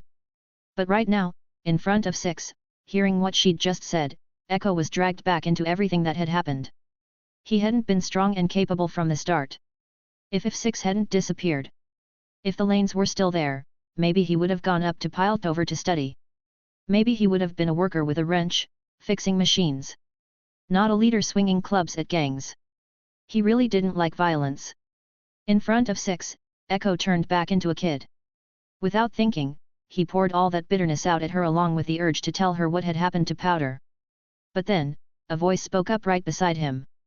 You calling me? The moment he heard it, Echo shoved 6 away. The hurt on his face turned into pure terror as he looked at the girl who tiptoed closer, head cocked, hands twisting behind her back. She wore a denim jacket, with a crop top underneath that showed her stomach. Her pants were long and black, but covered in pink doodles. Her pretty face was clean and pale, and 2 long blue braids slanted together as they trailed down. Her big eyes were full of curiosity. Fuck. Echo instantly hurled whatever was clipped to his belt, throwing it with all his strength straight at her. He moved so fast that even 6, standing closest, didn't react in time. She stared and then screamed, no. What Echo threw was a chunk of metal. If that smashed into Powder's face. Smack. A hand shot out and slapped the metal block away from in front of the girl. Jinx let out a breath, looked up, and saw Logan's face. Then she immediately got smug. What's the matter, shorty, wanna fight? Come on. You think I'm scared? Jinx raised her little fists, swaying back and forth. Logan looked at the cocky Jinx like it was hilarious, pulled her into an arm around her shoulders, then looked over at Echo, who was panting hard, staring like he'd just seen a ghost. Relax, Echo. I can explain. Explain my ass. You're all Silco's people. Echo shouted. Chapter 37, yeah, I'm with him. Echo, why you, what the hell is going on? Seeing Echo raise a weapon and square off against the Spirit Blossom gang, Zeri, who had no idea what just happened, immediately tensed up too. Are we about to fight? But, there are so many of them. If this turns into a brawl, is it really going to be me and Echo against this whole crowd? But I just met Echo today. Still. I literally just said I wanted to be friends with him. If it really comes to fighting, then I have to help him, right? Zeri was completely torn. On one side was the friend she'd clicked with, someone she'd only just made today. On the other was the organization she admired, the one she'd been dying to join. She genuinely didn't know what to choose. And the moment she spoke, Logan looked at her too. When he saw that spark-like hair and that cute face, he froze for a split second, then his expression lit up. Holy shit! Buy one, get one free. Zeri and Echo both delivered to his doorstep. In Zaun, if you had to name the only 2 young people who could change its future, it could only be Zeri and Echo. One would rely on her own magic, clashing with the Chembarons and ultimately leading her community, her family and neighbors to rise up against the oppression above. The other was practically stamped by official decree as Zaun's golden child, so righteous it was almost unnerving, with charisma and presence so strong it was terrifying. Logan liked Echo, he was a good guy. And now, both of them were standing right in front of him. If you wanted to put it like an in-game Easter egg. Zaun's kids, unite! Both of Zaun's rare talents were right here. Logan was instantly in a great mood. The mild annoyance he'd been carrying because Jinx had burned through dozens of gold coins he'd given her for research and produced absolutely nothing evaporated on the spot. Zeri, run! Don't worry about me. Echo shouted, chopping his hand hard toward her. This is all a setup. They're Silco's people, Cambaron's people. This has nothing to do with you. Echo said it loud and clear. He wasn't going to drag Zeri into his mess. Looking at it now, this was obviously a conspiracy. Silco, bastard. But. Zeri stood there helplessly, not knowing whether she should listen to Echo or trust what she'd seen with her own eyes. Echo didn't look like he was faking. Right now he looked like a vicious wolf, scary as hell. But, everything she'd seen in Hope Community wasn't fake either. So who was she supposed to believe? And then Logan looked at Zeri and gave her a gentle smile. Zeri stared at his face, tall and lean, warm and handsome, and that smile, so soft it felt like spring sunlight. Zaun didn't get much sun, but in that instant, her cheeks suddenly went red. He's so handsome. That was the only thought in her head. She'd never seen a boy smile that beautifully. Oh no, Grandma said she'd reached the age where she'd start getting ideas. No way, was Grandma actually right? Logan didn't realize the ability he'd gained from Ari was working on Zeri right now. The boost to charm and warmth meant people who already knew Logan would just find him more pleasant to look at. But people who didn't know him? They'd instinctively feel fondness for him. It wasn't like Ari's power, he couldn't make someone spill their heart out on command, but it was enough to stop hostility from forming. So for a moment, Zeri went dizzy, flustered, face burning. Jinx! Jinx had been waving at Echo, taunting him, then she saw that, and instantly stopped paying attention to furious Echo. She spun around, rose onto her toes, and thrust both hands up to cover Logan's eyes from the front, speaking in a nasty, possessive tone. Logan, you're not allowed to flirt with other women. Or I'm going to gouge her eyes out. Logan. After saying that, Jinx tilted her head and looked at Zeri, expression blank, but her gaze dangerous. Those beautiful blue eyes were dead and cold. The way she looked at Zeri was like she was staring at a corpse. Zeri. That look scared the life out of her. She sobered up instantly. But wait, why are you digging out my eyes? Zeri started trembling. Quit it. Logan grabbed Jinx's hands, tugged her closer, and pulled the pampered menace into his arms. He was used to physical contact with Jinx by now. Because Jinx was someone who only knew how to show love through actions, through touch. Her favorite way of showing she liked someone was clinging to them, wrapping around them. So Logan had learned how to handle her. Jinx refused to let it go, pouting. Promise me first. Petty, jealous, and prone to losing control, that was Jinx. But Logan had to admit, there was something magnetic about her, exactly like this. Of course, if he had the choice, he'd still rather Jinx be a little more normal. All right. I'll only look at you. I promise. Logan lowered his head and said it to her. Satisfied, Jinx released the arms around his neck and planted herself at his side, legs spread in a cocky stance, her right arm lifted and braced against his side like she was staking her claim. She stared at Echo with nothing but provocation. Before Jinx could push Echo any further, Logan looked at Echo and spoke. Echo, I know you've got a lot of questions right now. But I promise you the thing you're worried about isn't going to happen. This is my turf. And Jinx is mine. Yup. His. Jinx nodded her little head, leaning against Logan as she lifted her left hand toward Echo, her fingers moving like she was playing an invisible piano. Pale skin, long fingers, pretty as hell. The smug look on her face was impossible to hide. And who are you? Someone around Silco? Echo stared at the unusually obedient Jinx, like he couldn't believe what he was seeing. To be honest, Echo's feelings about Jinx were complicated, full of regret he couldn't explain and frustration he couldn't swallow. But right now, what he felt most was hatred. He wasn't just Echo. He was the Firelight's leader. He didn't represent only himself. So he wouldn't let personal feelings change how he saw Jinx. If necessary, he would kill her. As long as she was still Jinx. It's me. Logan. You forgot the jar you sold me. Logan said. You even tricked me and told me it was some treasure you got from Shurima. I took it around showing off, and in the end someone told me the treasure I'd been bragging about all afternoon was Old Brown's chamber pot. Echo froze on the spot. Beside him, Zeri looked at Echo with a weird expression. Echo's done something like that before? He really didn't look like the type. Echo, calm down. We have nothing to do with Silco.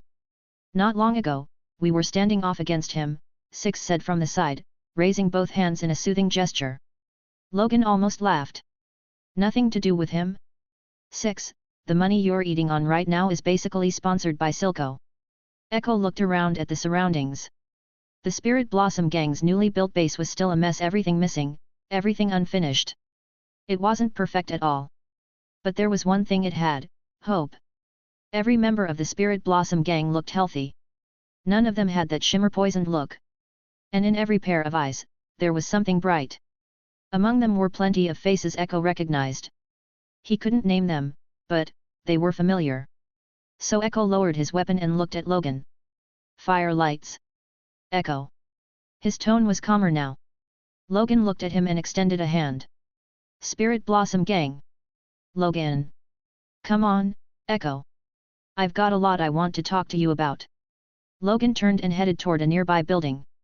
Jinx immediately followed, still making faces at Echo before reaching for the hand Logan kept behind his back. He'd left it there on purpose for her to hold. A privilege reserved only for her. Well, her and Isha. Come on, shorty. Jinx jeered. If you don't come, it's because you're scared. She stuck out her tongue and flipped him off, screeching like a gremlin. Echo's mouth twitched, his brain buzzing. What the fuck is happening today? This morning he ran into Zeri, invited her with total confidence only for her to not want to join the firelights at all. Then in the afternoon he found Six missing for years and a bunch of childhood friends. And now, there was Jinx, still crazy, still Jinx, but somehow not dangerous. This isn't right. Every time he'd crossed paths with Jinx before, it was always a fight to the death. Guns. Rockets. That was the only language between them. Not this. But after taking a deep breath, Echo followed. Off to the side, Zeri hesitated where she stood. Zeri, you too, Logan called. Zeri's eyes lit up, and she hurried after them. Chapter 38, Agree to cooperate first, pick a chem baron to practice on. Inside the room, Echo watched Jinx sprawled off to one side while a little girl sat beside her, playing with toys in Jinx's hands. The look in Echo's eyes only grew more complicated. Snap. At the sharp sound of fingers snapping, Marcin shot Echo an irritated look and leaned in to mutter by his ear, "What are you staring at? That's the boss's girl." Marcin, are they really together? Echo kept his eyes on Jinx's back. The cloud patterns on her small frame looked a lot lighter, like she hadn't repainted them much lately. What else would it be? Something unreadable flickered through Echo's gaze. Back in the lanes, Logan and Powder's relationship had been pretty good. Echo even remembered Powder asking him to fix a pocket watch, then giving it to Logan. Still, Echo had always believed he and Powder were the closest. Of course, that closest didn't include Six. In Powder's world, Six was everything. Only whatever tiny sliver of space was left after that could fit anyone else. Echo and Powder were about the same age, and in Six's little crew, they were the two youngest. Their adoptive families were tight, and they saw each other almost every day. Echo had to admit it when he was little, he liked Powder. Everyone in the lanes knew it. But after she changed, after she went with Silco, Echo shut his heart down. And now, looking at a Jinx who seemed a little more normal, Echo wasn't exactly falling back in love. No, screw that. It had always been one-sided. Still, damn it, his mood was a mess. What, you're still staring? Marcin grumbled. I told you that's the boss's girl. Marcin was clearly annoyed. Jinx was infamous, crazy and terrifying. At first, Marcin had been scared of her too. But now it was different, because when it came to weapons, she really built them. The reason the Spirit Blossom gang could take territory and do it with 0 casualties was, to a huge extent, because of Jinx. The stuff she made turned every fight into a complete mismatch. Gangsters, chem barons, enforcers, none of them were loyal. They were just trying to eat. One gunshot, one guy drops, and the rest scatter like startled birds. Like, seriously, did anyone think they were united? No way. You get paid that piss-poor monthly wage and you're supposed to die for it. Get out of here. But the Spirit Blossom gang was different. Lately, Marcin had noticed everyone changing. He couldn't even put his finger on exactly how, but they were changing. Less greedy. Less like thugs. Like the old gang shadow was fading away. People just looked more alive. Echo let out a bitter little laugh, then turned his head toward Logan. Logan was watching him with an amused, knowing look. Echo cleared his throat. So what Zeri said was all true. You're changing Zaun, helping the communities, protecting the people, and you're not taking anything from them? Echo asked seriously. Logan nodded, then added immediately, but I want to be clear, Echo. Not taking anything right now doesn't mean we'll never take anything. Echo's expression instantly shifted. But Logan continued right away. We're not taking protection money. We're taking taxes. Upkeep on community facilities, public power usage, sanitation, those things cost money. We won't take much. That's something I can promise you. He said it plainly, honestly. Working for free was never happening. Once a community was established, money was needed everywhere. Like the row after row of streetlights the Spirit Blossom gang had built in Hope Community paid for out of their own pockets so the place could have light at night too. The electricity for that, going forward, would be covered by residents' taxes. Seeing Echo thinking, Logan laid out his whole plan. If Zaun was going to change, it had to change from the roots. The firelight staying tucked away in one corner no matter how noble couldn't truly change Zaun. And Logan wasn't blaming Echo for that. Echo had already done more than enough. He'd pushed everything as far as he could. The firelights hadn't expanded their territory or openly helped other communities, but behind the scenes, they'd been fighting the Chembarons the whole time. In places Zaun couldn't see, Echo had been protecting people, helping them survive. But to Logan, the issue wasn't that it couldn't work, it was that the timeline was too long. And Zeri, standing right there beside Echo, had done something even Echo hadn't managed. She'd fought alone, using sheer spirit to wake an entire community, bringing friends and family with her to resist. So if Echo and Zeri worked together... Yet. No wonder they were Zaun's twin prodigies.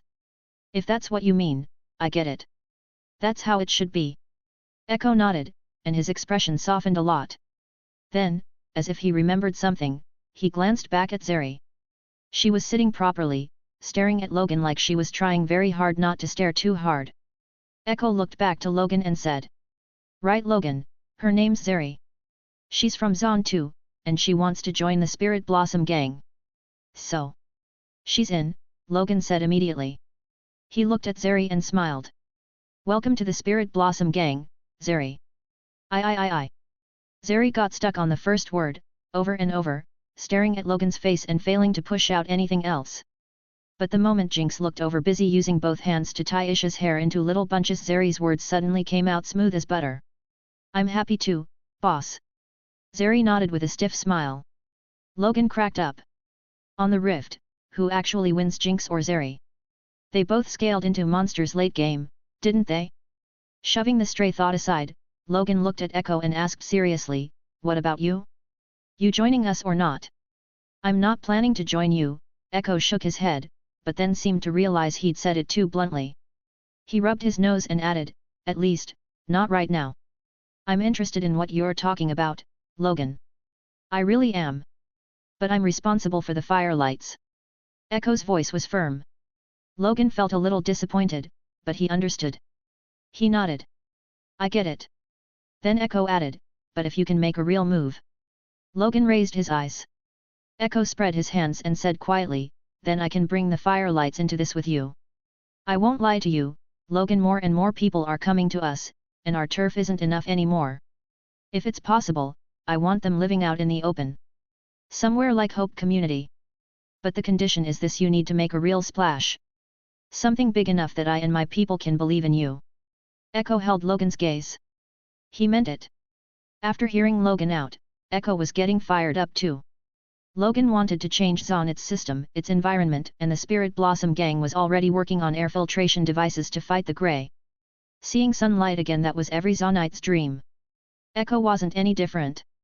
So if he didn't have the entire firelights behind him, Echo might have already agreed. Especially with 6 here. With familiar faces here. Logan rubbed his chin and smiled at Echo. So what counts as big to you? How about this? We take one Chembaron off the board. Sound good? Chapter 39, even the head referee is one of mine. Why are you still fighting? You're saying you want to take down a Chembaron?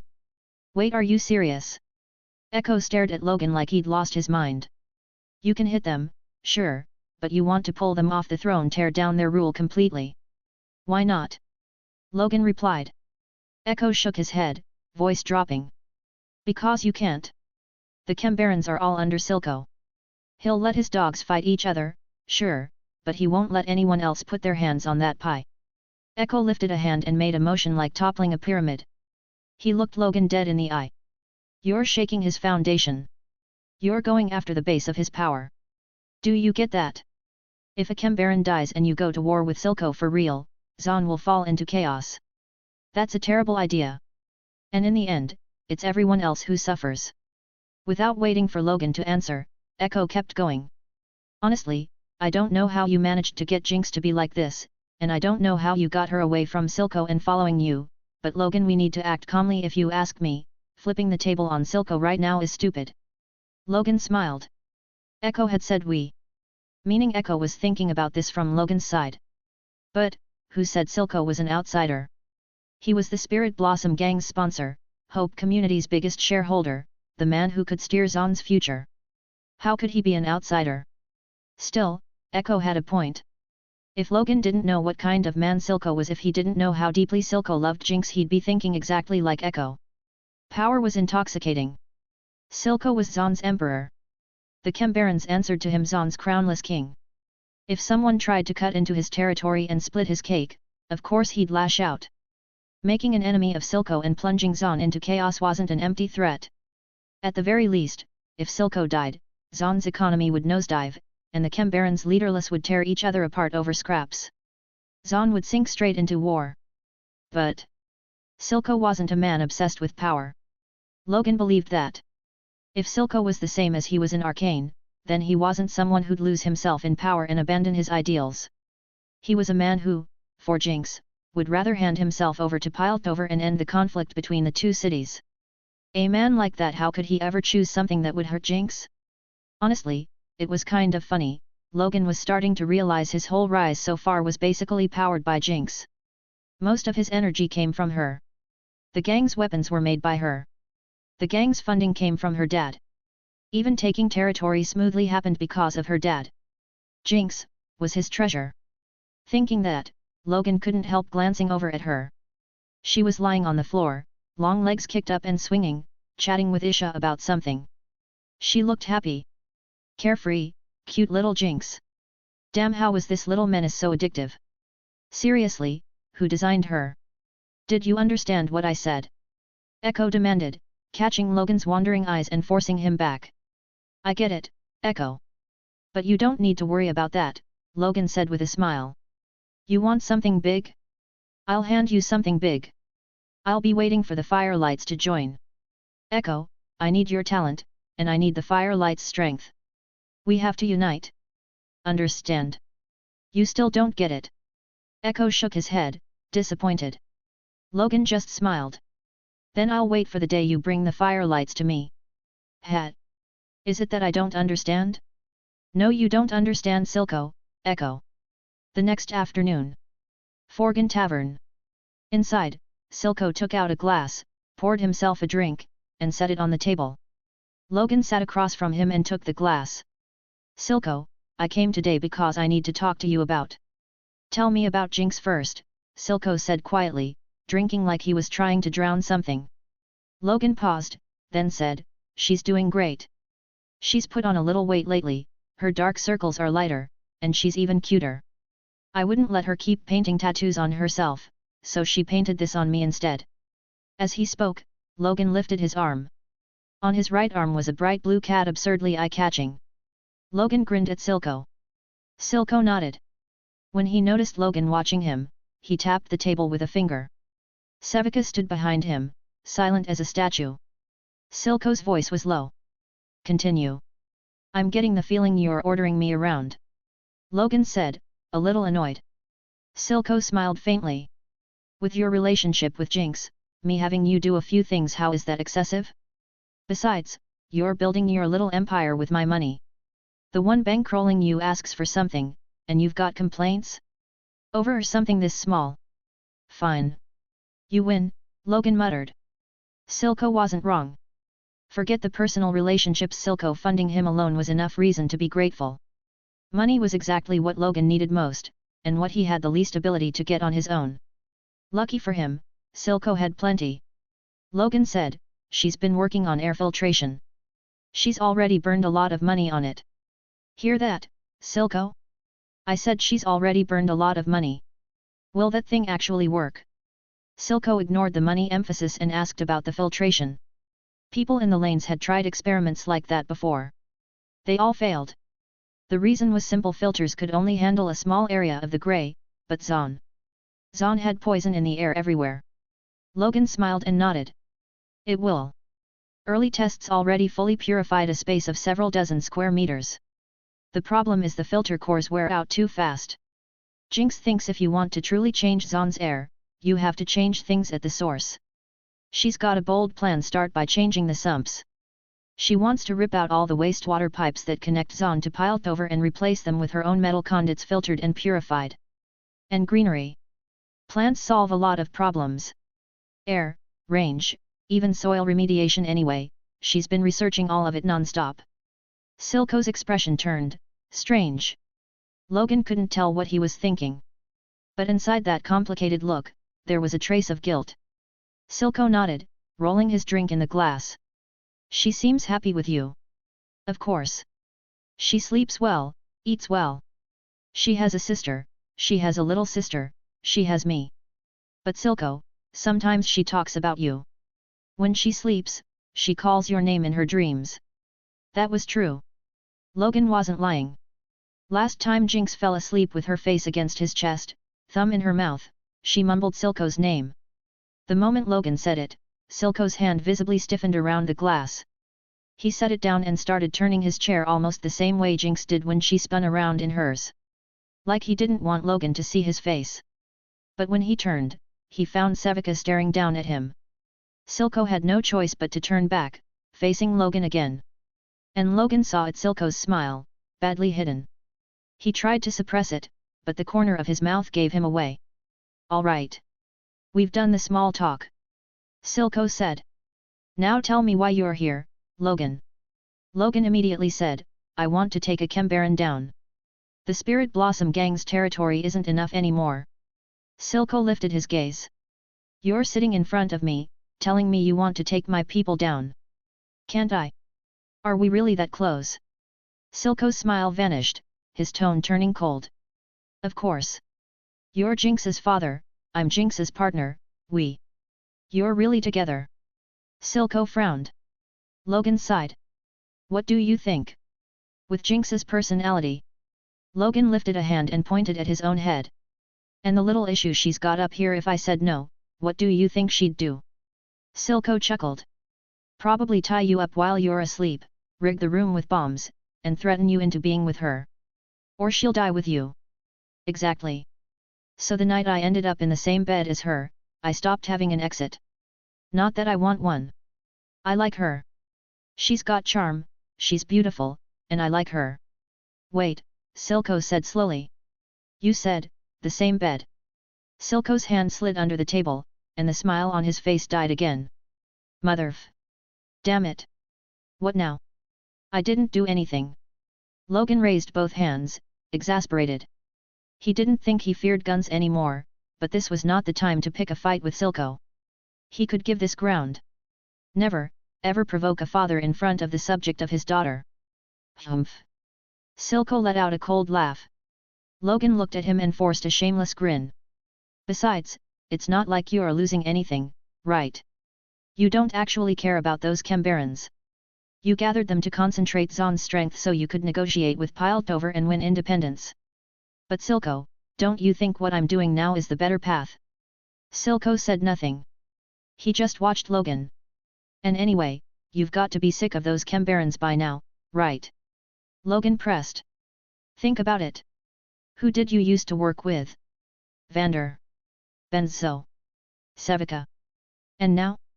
Now you have to sit in rooms with those clowns. When Logan said her name, Sevika narrowed her eyes at him. Annoyingly, that line did make her feel kind of good. And what was weird was, Sevika didn't dislike Logan, but she didn't exactly like him either. Before, she only looked after him because Zaun's future belonged to the younger generation. But today? Something felt off. Since the moment Logan walked in, Sevika had kept thinking the same thing. This guy was easy to look at. Comfortable. Who do you want to deal with? Silco asked. I haven't decided. That's why I'm here asking you, Logan said. Then he added, I figured I should at least tell you first.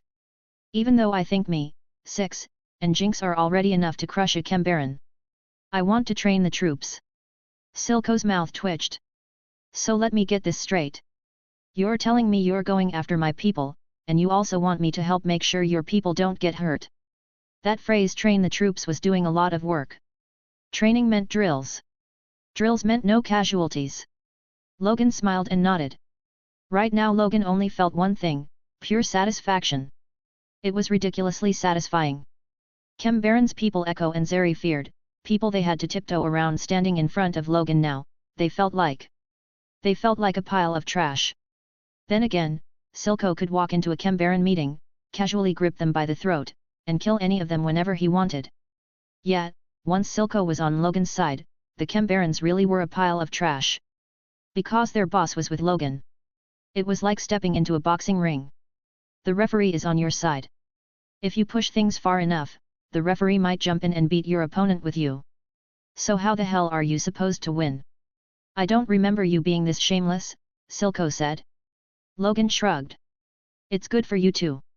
If your tail gets too big, it becomes a problem. You've wanted to smack them down yourself for a while, haven't you? They've been getting more and more out of line under the table, Logan said. Silco put both hands on the table, pinched the bridge of his nose, and thought for a while. Then he said. Finn. You know the name. Logan blinked, thought it over, then nodded. That Iron Guts lighter hero. Came in looking like some mini-boss, even tried to flip Sevika, and what happened? Written out the same season plus he handed Silco a legendary scene that made Silco look even colder. Then it's him, Silco said. You can hit him. Time, 3 days from now. I'll call a meeting with the other barons, get him alone, and I'll have people keep an eye on his operations so his men stay inside his turf. But I won't send anyone to help you. Just like Logan said, even before Logan showed up, Silco had already been thinking about knocking those bastards back into line. And helping Logan wasn't only for Jinx. Silco also wanted to see between him and Vander who was right. Back then, he never got the chance to compete with Vander on the same stage. When Vander was on top, his policies weren't much different from what Logan was doing now. Then Silco rose, Vander died.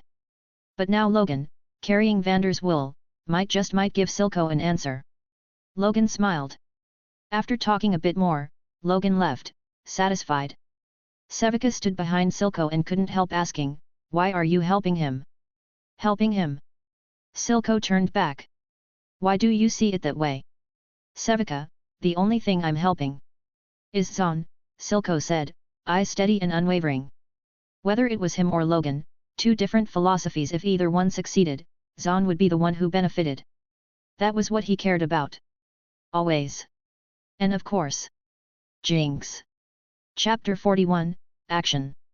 Morning Scoot over a bit, I need to brush my teeth too. Yeah. One big and one small, two sleepy women appeared in front of Logan. He was brushing his teeth, watching as Jinx showed up with squinted eyes. Her beautiful blue hair spilled messily down her back.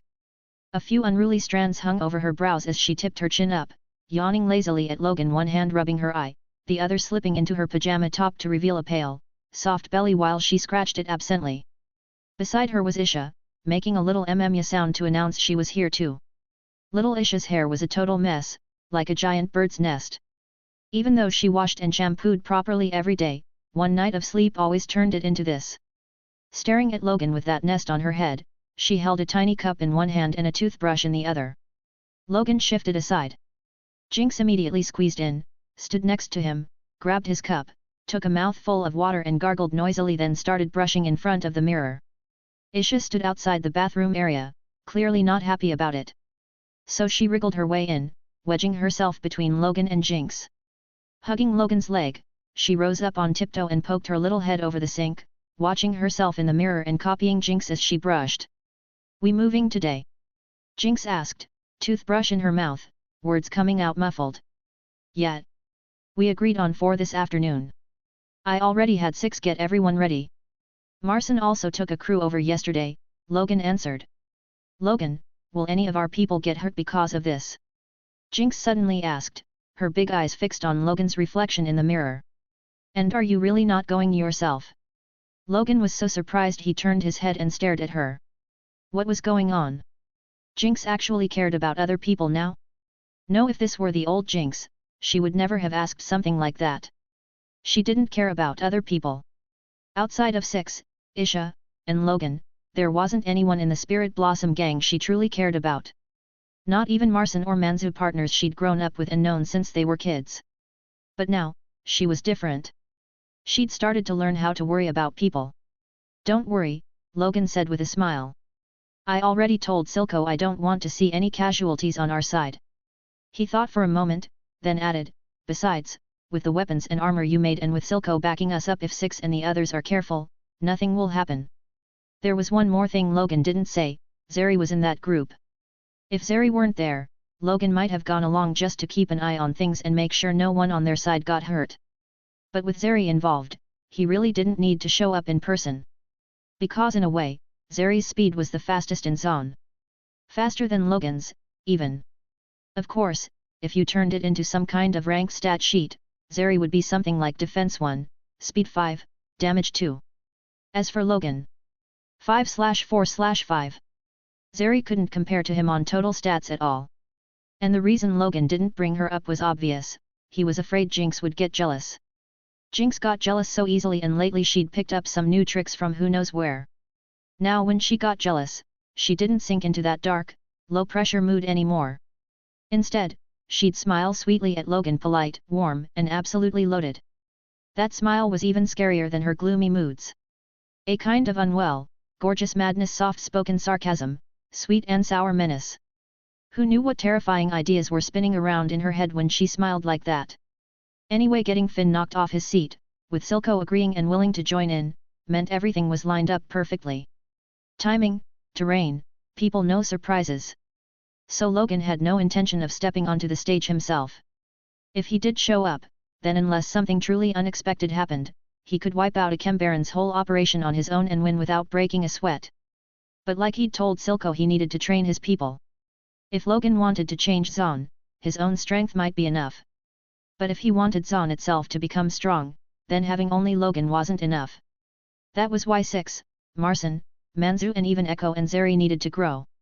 Logan picked up the cup Jinx had just used, took a mouthful of water, rinsed, then bent over the sink and spit out the foam-mixed water. Tonight, we'll have our answer. He lifted a hand and wiped the water from the corner of his mouth. Boss, we're not even going to hide ourselves? Zeri asked excitedly, following behind Six along Zaun's grimy wastewater street.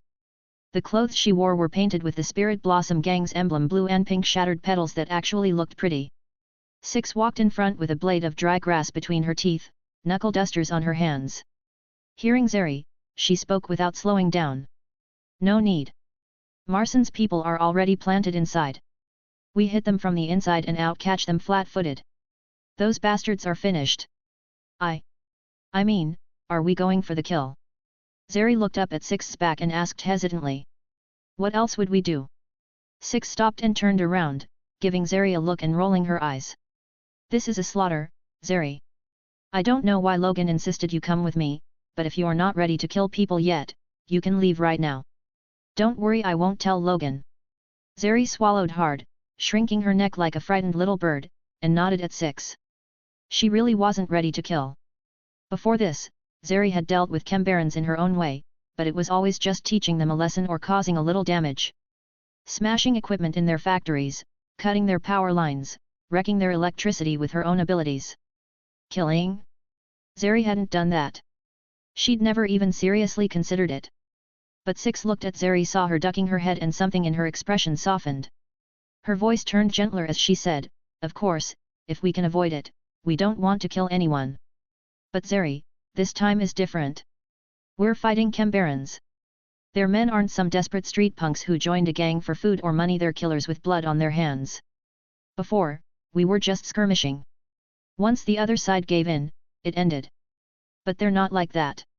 Between us and them, someone has to leave the stage disappear from Zaun. 6 reached out and patted Zeri on the shoulder. Zeri nodded, and then she saw 6's face harden again, that brutal edge returning like a switch had been flipped. 6 muttered under her breath, for Vander, they're going to pay what they owe. When Vander was alive, those rats didn't dare crawl out.